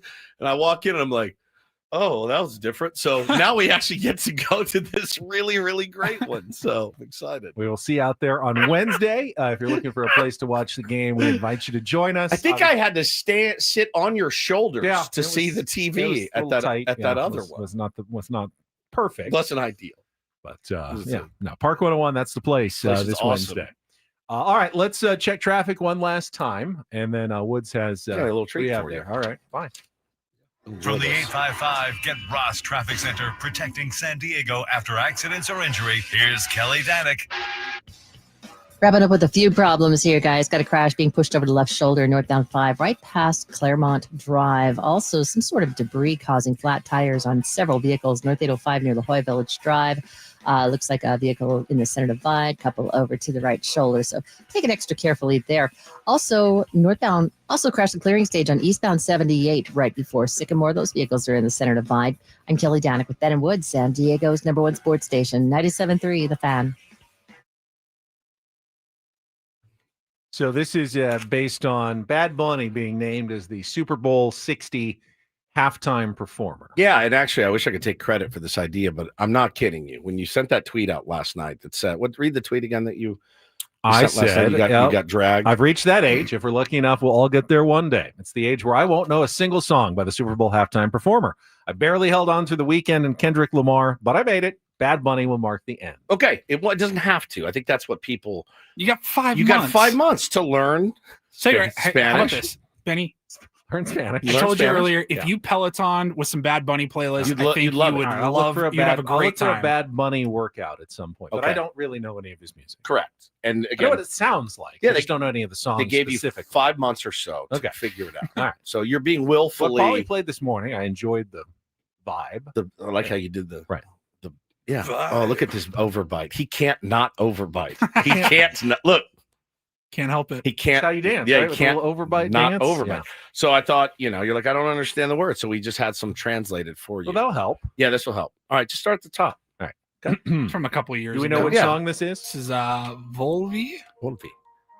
Tell me why you are throwing stones at the moon, as illogical as removing me from your skin. After God, I'm your everything, baby. How's it going with him? I know in the end, you won't forget me, not even a little bit. In the end, baby, you miss how I touch you. Remember, I know your body, Mammy. Every corner, inside and out. Oh. Tell him that I came back for you. Yeah. I'm that tattoo, Mammy, that can't be erased. Without any nonsense, I'm not coming with sweet talk. Tell that jerk that you always think of me, that when he finishes is when you are just starting. Whoa. And that's when you feel the difference. I always give it to you with the consistency. Tell him to give up, to do his due diligence. Is this the correct translation of everything? Yeah, just keep going. Because I came back for you to do it to you real nice, how you like it.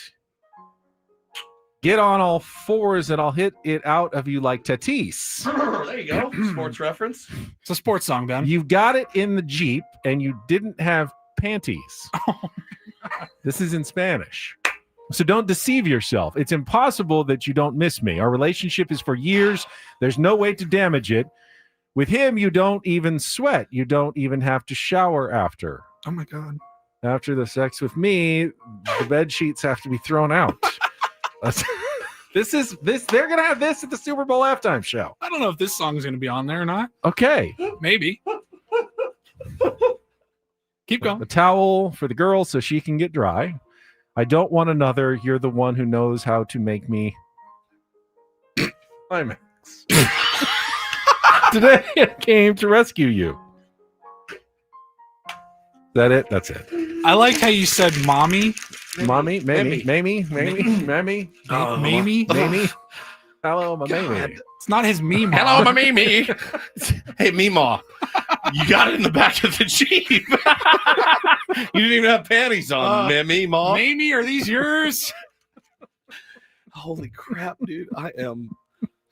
That was worse than any of the rest. Honestly. He is beat red. He needs to have a glass of milk to cool down. So that's Bad Bunny translation. It's loose translation, probably. But it translated indeed. Like an AI translation? I don't know. Paul, you just pulled it because somebody DM'd me last night, like, have him read this tomorrow. I go, that's such a good idea. Thank you. I wouldn't have even thought of it. Get on all fours and I'll hit it out of you like Tatis. I like what he said. What's the consistency one? The one that got me so good. It could be in his, when you do radio shows like Stephen Woods, and then you have like a little saying from me, and then you Ben Higgins. And what's the line with consistency in it? I always gave it to you with consistency. Tell him to give it up to do his due diligence. When you retire, you should say, I always gave it to you with consistency. And that's when you feel the difference. I always give it to you with the consistency. Tell him to give up, to do his due diligence. Paulie, why is it so much funnier when he reads literally anything? Literally, I could give him the dictionary. He could read it and I would laugh. Oh, my Lord. I got a lot of work to do now. So much work. I always give it to you with the consistency.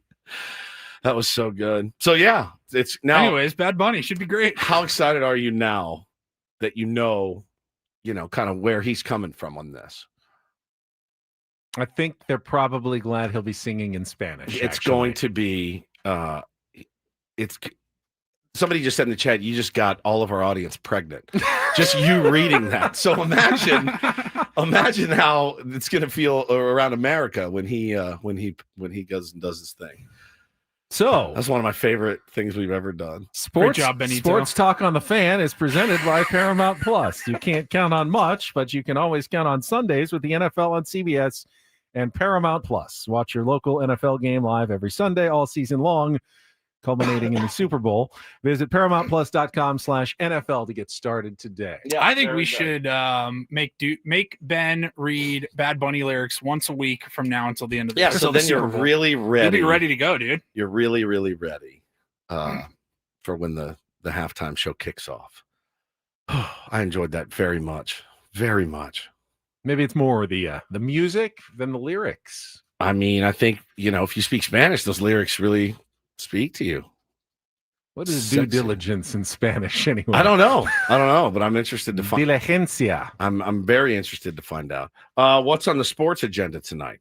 I think it's Just mostly Monday Night I'm just kind of Football. previewing. We'll have live.